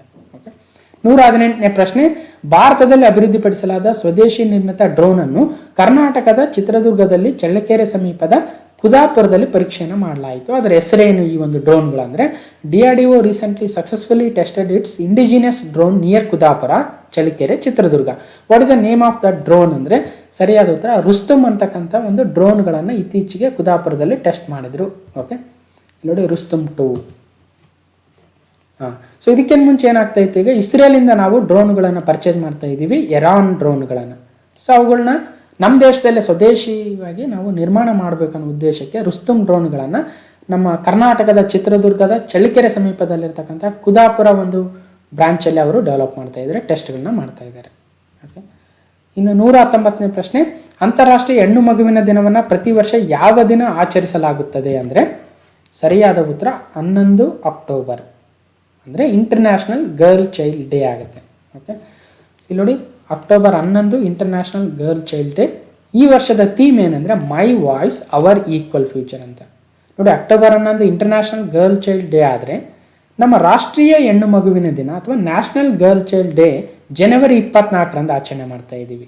ಓಕೆ, ನೆನ್ಪಿಡ್ಬೇಕು, ಜನವರಿ 24 ನಮ್ಮ ರಾಷ್ಟ್ರೀಯ ಹೆಣ್ಣು ಮಗುವಿನ ದಿನ, ಅಕ್ಟೋಬರ್ 11 ಅಂತಾರಾಷ್ಟ್ರೀಯ ಹೆಣ್ಣು ಮಗುವಿನ ದಿನ. ಓಕೆ, ಇಲ್ಲಿ ನೋಡಿ October 11 international day of the girl child, theme ಏನು my voice our equal future. Next 120ನೇ ಪ್ರಶ್ನೆ, ಪ್ರತಿ ವರ್ಷ ಯಾರ ಜನ್ಮದಿನವನ್ನು ವಿಶ್ವ ವಿದ್ಯಾರ್ಥಿ ದಿನವನ್ನಾಗಿ ಆಚರಣೆಯನ್ನು ಮಾಡ್ತಾ ಇದ್ದೀವಿ ಅಂದರೆ ಸರಿಯಾದ ಉತ್ತರ ಡಾಕ್ಟರ್ APJ ಅಬ್ದುಲ್ ಕಲಾಂ ಅವರ ದಿನವನ್ನು ವರ್ಲ್ಡ್ ಸ್ಟೂಡೆಂಟ್ಸ್ ಡೇ ಅಥವಾ ವಿಶ್ವ ವಿದ್ಯಾರ್ಥಿಗಳ ದಿನವನ್ನಾಗಿ ಆಚರಣೆಯನ್ನು ಮಾಡ್ತಾ ಇದ್ದೀವಿ. ಓಕೆ, ಇದನ್ನು 2010ರಲ್ಲಿ ಯುನೈಟೆಡ್ ನೇಷನ್ಸ್ ಅವರು ಒಂದು ಅಕ್ಸೆಪ್ಟ್ ಮಾಡ್ಕೊಂಡಿದ್ದಾರೆ ಈ ದಿನವನ್ನು ಅಂತ. ನಮ್ಮ ಭಾರತದ ಕ್ಷಿಪಣಿ ಮನುಷ್ಯ ಅಥವಾ ಮಿಸೈಲ್ ಮ್ಯಾನ್ ಆಫ್ ಇಂಡಿಯಾ ಅಂತ ಕರಿತೀವಿ ಡಾಕ್ಟರ್ APJ ಅಬ್ದುಲ್ ಕಲಾಂ ಅವರ ಜನ್ಮ ದಿನಾಚರಣೆಯನ್ನು ವಿಶ್ವ ವಿದ್ಯಾರ್ಥಿ ದಿನವನ್ನಾಗಿ ಆಚರಣೆಯನ್ನು ಮಾಡ್ತಾ ಇದ್ದೀವಿ. ಓಕೆ, ಪ್ರತಿ ವರ್ಷ ಅಕ್ಟೋಬರ್ 15. 121ನೇ ಪ್ರಶ್ನೆ, ಪ್ರತಿ ವರ್ಷ ಅಕ್ಟೋಬರ್ 15ರಂದು ಅಂತಾರಾಷ್ಟ್ರೀಯ ಗ್ರಾಮೀಣ ಮಹಿಳೆಯರ ದಿನವನ್ನಾಗಿ ಆಚರಣೆಯನ್ನು ಮಾಡ್ತಾ ಇದ್ದೀವಿ. 2020ರ ಥೀಮ್ ಏನು? International rural women's day. ನೋಡಿ, ಬರೀ ವುಮೆನ್ಸ್ ಡೇ ಅಲ್ಲ, ರೂರಲ್ ವುಮೆನ್ಸ್ ಡೇ ಅಥವಾ ಗ್ರಾಮೀಣ ಮಹಿಳೆಯರ ದಿನ ಅಂದರೆ 15th ಅಕ್ಟೋಬರು ನಾವು ಆಚರಣೆಯನ್ನು ಮಾಡ್ತಾ ಇದ್ದೀವಿ. ಥೀಮ್ ಏನು ಅನ್ನೋದಾದರೆ building rural women's resilience in the wake of COVID-19. Okay, ನೋಡಿ, ಇದು ಗ್ರಾಮೀಣ ಮಹಿಳೆಯರ ಜೀವನೋಪಾಯ ಮತ್ತು ಅವರ ಯೋಗಕ್ಷೇಮವನ್ನು ಬಲಪಡಿಸುವ ಗುರಿಯನ್ನು ಹೊಂದಿದೆ. ಅಕ್ಟೋಬರ್ 15 ಅಂತಾರಾಷ್ಟ್ರೀಯ ಗ್ರಾಮೀಣ ಮಹಿಳೆಯರ ದಿನ. Theme building rural women's resilience in the wake of COVID-19. 122ನೇ ಪ್ರಶ್ನೆ, ಪ್ರತಿ ವರ್ಷ ಯಾವ ದಿನವನ್ನು ವಿಶ್ವ ಆಹಾರ ದಿನವನ್ನಾಗಿ ಆಚರಣೆಯನ್ನು ಮಾಡ್ತಾ ಇದ್ದೀವಿ? ವರ್ಲ್ಡ್ ಫುಡ್ ಡೇ ಅಂದರೆ ಸರಿಯಾದ ಉತ್ತರ ಅಕ್ಟೋಬರ್ 16 ಆಗುತ್ತೆ. ಯಾಕೆ ಅಕ್ಟೋಬರ್ 16? ನೋಡಿ, ಅಕ್ಟೋಬರ್ 16 1945 75 ವರ್ಷಗಳ ಹಿಂದೆ food and agriculture organization FAO ಅಂತಕ್ಕಂಥ ಒಂದು ಯುನೈಟೆಡ್ ನೇಷನ್ಸ್ನ ಅಂಗಸಂಸ್ಥೆಯನ್ನು ಸ್ಥಾಪನೆ ಮಾಡ್ತಾರೆ. ಓಕೆ, ಸೊ ಅದರ ಒಂದು ಉದ್ದೇಶಕ್ಕಾಗಿ ಅದರ ಒಂದು ಸ್ಥಾಪನೆ ಆಗಿರ್ತಕ್ಕಂಥ ದಿನವನ್ನು ಅಕ್ಟೋಬರ್ 16 ವಿಶ್ವ ಆಹಾರ ದಿನ ವರ್ಲ್ಡ್ ಫುಡ್ ಡೇ ಆಗಿ ಆಚರಣೆಯನ್ನು ಮಾಡ್ತಾ ಇದ್ದೀವಿ. ಪ್ರಪಂಚದಲ್ಲಿ ಆಹಾರದ ಕೊರತೆಯ ಬಗ್ಗೆ ಜಾಗೃತಿಯನ್ನು ಮೂಡಿಸ್ತಕ್ಕಂಥದ್ದು ಮತ್ತು ಜಗತ್ತಿನಾದ್ಯಂತ ಆಹಾರ ವ್ಯವಸ್ಥೆಗಳನ್ನು ಪುನರುಜ್ಜೀವನಗೊಳಿಸುವ ಉದ್ದೇಶದಿಂದ ಅಕ್ಟೋಬರ್ 16 ನಾವು ಪ್ರತಿ ವರ್ಷ ವಿಶ್ವ ಆಹಾರ ದಿನವನ್ನಾಗಿ ಆಚರಣೆಯನ್ನು ಮಾಡ್ತಾ ಇದ್ದೀವಿ. ಈ 2020ರ ಥೀಮ್ ಏನು ಅಂದರೆ grow, nourish, sustain together, our actions are in our future ಅಂತ. ಓಕೆ, ಸೊ ಇದರಲ್ಲಿ ವೆರಿ ಇಂಪಾರ್ಟೆಂಟ್ ಯಾಕಾಗುತ್ತೆ ಈ ಒಂದು ಡೇ ಅಕ್ಟೋಬರ್ 16 ಅಂದರೆ ನೋಡಿ, 2020ರ ನೊಬೆಲ್ ಶಾಂತಿ ಪ್ರಶಸ್ತಿ ಯಾರಿಗೆ ಬಂದಿದೆ ಅಂತ ಈಗ ತಾನು ನೋಡಿದ್ವಿ. ಯುನೈಟೆಡ್ ನೇಷನ್ಸ್ನ WFP ಅಂದರೆ ವರ್ಲ್ಡ್ ಫುಡ್ ಪ್ರೋಗ್ರಾಮ್ಗೆ ಬಂದಿದೆ ಅಲ್ವಾ. ವಿಶ್ವದಲ್ಲಿ ಆಹಾರದ ಕೊರತೆಯನ್ನು ನೀಗಿಸುವ ಒಂದು ಕೆಲಸದಲ್ಲಿ ಮಗ್ನನಾಗಿರ್ತಕ್ಕಂಥ WFP ಏನಿದೆ ಆ ಒಂದು ಸಂಸ್ಥೆ ಅದಕ್ಕೆ ಬಂದಿದೆ. ಹಾಗಾಗಿ ಆಹಾರದ ರಿಲೇಟೆಡ್ ಏನಿದಾವೆ ಅವು ಭಾರಿ ಇಂಪಾರ್ಟೆಂಟ್ ಆಗ್ತವೆ ಮುಂದೆ ಬರ್ತಕ್ಕಂಥ ಪರೀಕ್ಷೆಗಳಲ್ಲಿ. ಓಕೆ, ಅದು FAO ಆಗಿರ್ಬೋದು, WFP ಆಗಿರ್ಬೋದು, ಓಕೆ, ಅಥವಾ ವರ್ಲ್ಡ್ ಫುಡ್ ಡೇ ಆಗಿರ್ಬೋದು. ನೆಕ್ಸ್ಟು 123ನೇ ಪ್ರಶ್ನೆ, TV ವಾಹಿನಿಗಳ ವಾರದ ರೇಟಿಂಗ್ಗಳನ್ನು ನೀಡುವ ಸಂಸ್ಥೆ ಬಾರ್ಕ್. ಇದರ ವಿಸ್ತೃತ ರೂಪ ಏನು ಅಂದರೆ bark gives weekly television rating point TRP for the television channels. ಹಾಗಾದರೆ ಬಾರ್ಕ್ ಅಂದರೆ ಏನು ಅಂದರೆ ಬ್ರಾಡ್ಕಾಸ್ಟ್ ಆಡಿಯನ್ಸ್ ರಿಸರ್ಚ್ ಕೌನ್ಸಿಲ್. ಇವರು ಈ ಒಂದು ರೇಟಿಂಗ್ಗಳನ್ನ ಕೊಡ್ತಾರೆ. ನೋಡಿ, ನಂಬರ್ 1 ನ್ಯೂಸ್ ಚಾನಲ್ ಯಾವುದು, ನಂಬರ್ 1 TV ಚಾನಲ್ ಯಾವುದು ಅಂತ ಅಡ್ವರ್ಟೈಸ್ಮೆಂಟ್ಸ್ ಕೊಡ್ತಾ ಇರ್ತಾರಲ್ವ. ಸೊ ನಾವು ನೋಡ್ತಾ ಇರ್ತೀವಿ. ಅದನ್ನು ಯಾರು ರೇಟಿಂಗ್ ಕೊಟ್ಟಿರೋರು ಯಾರು ಅಂದರೆ ಬಾರ್ಕ್ ಅವರು. ಆ ರೇಟಿಂಗ್ ಏನಂತ ಕರಿತೀವಿ? ಟೆಲಿವಿಷನ್ ರೇಟಿಂಗ್ ಪಾಯಿಂಟ್ ಅಂತ ಕರಿತೀವಿ. ಈಗ ಅದನ್ನು ಸಸ್ಪೆಂಡ್ ಮಾಡಿದ್ದಾರೆ. ಒಂದು 3 ತಿಂಗಳು ಬೇಡ, ಈ ರೇಟಿಂಗ್ ಕೊಡಲ್ಲ. ಯಾಕಂದರೆ ಭಾಳಷ್ಟಲ್ಲಿ ಮೋಸ ಆಗ್ತಾ ಇದೆ. ಒಂದಷ್ಟು ಜನಗಳನ್ನ ಅವರಿಗೆ ದುಡ್ಡು ಕೊಟ್ಟು ಇದೇ ಚಾನಲ್ ನೋಡಿ ಅಂತ ಹೇಳ್ತಾ ಇದ್ದಾರೆ ಅನ್ನೋದಕ್ಕೆ ಕೆಲವೊಂದು ಕೇಸ್ಗಳು ಕೂಡ ಆಗಿದ್ದು. ಸೊ ಹಾಗಾಗಿ ತಾತ್ಕಾಲಿಕವಾಗಿ TRPಯನ್ನು ಸ್ಥಗಿತ ಮಾಡ್ತಾ ಇದೆ ಬಾರ್ಕ್. ಓಕೆ, 124ನೇ ಪ್ರಶ್ನೆ, ಭಾರತಕ್ಕೆ ಮೊದಲ ಆಸ್ಕರ್ ಪ್ರಶಸ್ತಿ ಗೆದ್ದುಕೊಟ್ಟ ಭಾನು ಅತಯ್ಯ ಇತ್ತೀಚೆಗೆ ನಿಧನರಾದರು. ಅವರಿಗೆ ಯಾವ ಚಿತ್ರಕ್ಕೆ ಪ್ರಶಸ್ತಿ ಲಭಿಸಿತ್ತು ಅಂದರೆ ಭಾನು ಅತಯ್ಯ ಅವರಿಗೆ ನೋಡಿ ಯಾವ ಚಿತ್ರ ಅಂದರೆ ಗಾಂಧಿ ಚಿತ್ರಕ್ಕೆ ವಸ್ತ್ರ ವಿನ್ಯಾಸಕಿಯಾಗಿದ್ದರು. 1983ರಲ್ಲಿ ತೆರೆ ಕಂಡಿರ್ತಕ್ಕಂಥ ಗಾಂಧಿ ಸಿನಿಮಾದಲ್ಲಿ ರಿಚರ್ಡ್ ಆಟನ್ಬರೋ ಅವರು ಇದರ ಒಂದು ಡೈರೆಕ್ಟರ್ ಅಂತ ನಿನ್ನೆ ತಾನೇ ನಾವು ಕಳೆದ ವಿಡಿಯೋದಲ್ಲಿ ಮಾತಾಡ್ತಾ ಇದ್ವಿ. ಸೊ ಅವರು ಭಾನು ಅತಯ್ಯ ಅವರಿಗೆ ಈಗ ನಿಧನರಾಗಿದ್ದಾರೆ. ಓಕೆ, ಸೊ ನೆಕ್ಸ್ಟ್ 125ನೇ ಪ್ರಶ್ನೆ 2020ನೇ ಸಾಲಿನ ಜಾಗತಿಕ ಹಸಿವು ಸೂಚ್ಯಾಂಕ ಗ್ಲೋಬಲ್ ಹಂಗರ್ ಇಂಡೆಕ್ಸ್ದಲ್ಲಿ ಭಾರತ ಎಷ್ಟನೇ ಸ್ಥಾನ ಪಡೆದಿದೆ ಅನ್ನೋದಾದರೆ what is the position of India in global hunger index 2020 ಅಂದರೆ 94ನೇ ಸ್ಥಾನದಲ್ಲಿದೆ. ವೆರಿ ವೆರಿ ಇಂಪಾರ್ಟೆಂಟ್ ಆಗಿರ್ತಕ್ಕಂಥ ಒಂದು ಇಂಡೆಕ್ಸು. ಸೊ ನೆನ್ಪಿಡಿ 94ನೇ ಸ್ಥಾನ. ಓಕೆ, ಹಸಿವು 94ನೇ ಸ್ಥಾನದಲ್ಲಿ ಭಾರತ. ಓಕೆ, ಗ್ಲೋಬಲ್ ಹಂಗರ್ ಇಂಡೆಕ್ಸ್. ಓಕೆ, ಸೊ ಇದರಲ್ಲಿ ಒಂದು ವೆರಿ ಇಂಪಾರ್ಟೆಂಟ್ ಅಂದರೆ ನೋಡಿ, ಒಂದು 17 ದೇಶಗಳು ನಂಬರ್ 1 ಸ್ಥಾನದಲ್ಲಿದ್ದಾವೆ. ಇನ್ನು ಭಾರತ 94ನೇ ಸ್ಥಾನದಲ್ಲಿದೆ. ನಮ್ಮ ನೆರೆಹೊರೆಯ ರಾಷ್ಟ್ರಗಳು ಪಾಕಿಸ್ತಾನ, ಮಯನ್ಮಾರ್, ಬಾಂಗ್ಲಾದೇಶ, ನೇಪಾಳ, ಶ್ರೀಲಂಕಾ ಎಲ್ಲ ನಮ್ಗಿಂತ ಒಳ್ಳೆ ಪೊಸಿಷನ್ಲಿದ್ದಾವೆ. ಅಂದರೆ ಅಲ್ಲಿ ಹಸಿವು ಕಡಿಮೆ ಇದೆ, ನಮ್ಮ ದೇಶದಲ್ಲೇ ಜಾಸ್ತಿ ಇದೆ ಅನ್ನೋದು ಇದರಲ್ಲಿ ಗೊತ್ತಾಗುತ್ತೆ. ಕೇಳ್ಬೋದು ಕ್ವಶನ್ನು. ಸೊ ಇದರಲ್ಲಿ ಯಾವುದು ಅತಿ ಕಡಿಮೆ ರ್ಯಾಂಕಲ್ಲಿ? ನೇಪಾಳ, ಬಾಂಗ್ಲಾದೇಶ, ಮಯನ್ಮಾರ್, ಇಂಡಿಯಾ ಕೊಟ್ಟರೆ ಇಂಡಿಯಾನೇ ಅತಿ ಕಡಿಮೆ ರ್ಯಾಂಕಲ್ಲಿದೆ. 126ನೇ ಪ್ರಶ್ನೆ, ಯಾರ ಜನ್ಮ ದಿನಾಚರಣೆಯ ನೆನಪಿಗಾಗಿ ಅಕ್ಟೋಬರ್ 2ರಂದು ಅಂತಾರಾಷ್ಟ್ರೀಯ ಅಹಿಂಸೆ ದಿನವನ್ನಾಗಿ ಆಚರಿಸಲಾಗ್ತಾ ಇದೆ? The international day of non violence is observed on October 2 commemorating the birth anniversary of ಯಾರ್ದು ಅಂದರೆ ಮಹಾತ್ಮ ಗಾಂಧೀಜಿಯವರ ಜನ್ಮ ದಿನಾಚರಣೆ ಆಗಿರ್ತಕ್ಕಂಥ October 2ರಂದು ಅಂತಾರಾಷ್ಟ್ರೀಯ ಅಹಿಂಸಾ ದಿನವನ್ನಾಗಿ ಆಚರಣೆಯನ್ನು ಮಾಡ್ತೀವಿ. ಸೊ October 2 ಗಾಂಧಿ ಜಯಂತಿ ಅಂತ ನಮ್ಗೆ ಗೊತ್ತಿದೆ. ಸೊ ಅವತ್ತೇ ನಾವು ಅಂತಾರಾಷ್ಟ್ರೀಯ ಅಹಿಂಸೆ ದಿನವನ್ನಾಗಿ international day of non violence ಆಗಿ ಆಚರಣೆಯನ್ನು ಮಾಡ್ತಾ ಇದ್ದೀವಿ. ಓಕೆ, 2007 ಜೂನ್ 15ರಂದು ಯುನೈಟೆಡ್ ನೇಷನ್ ಜನರಲ್ ಅಸೆಂಬ್ಲಿಲಿ ಈ ಒಂದು ಒಪ್ಪಿಗೆಯನ್ನು ಕೊಟ್ಟಿದ್ರು. ಓಕೆ, ಹಾಗಾಗಿ 2 ಅಕ್ಟೋಬರನ್ನು ನಾವು international day of non violence ಆಗಿ ಆಚರಣೆಯನ್ನು ಮಾಡ್ತಾ ಇದ್ದೀವಿ.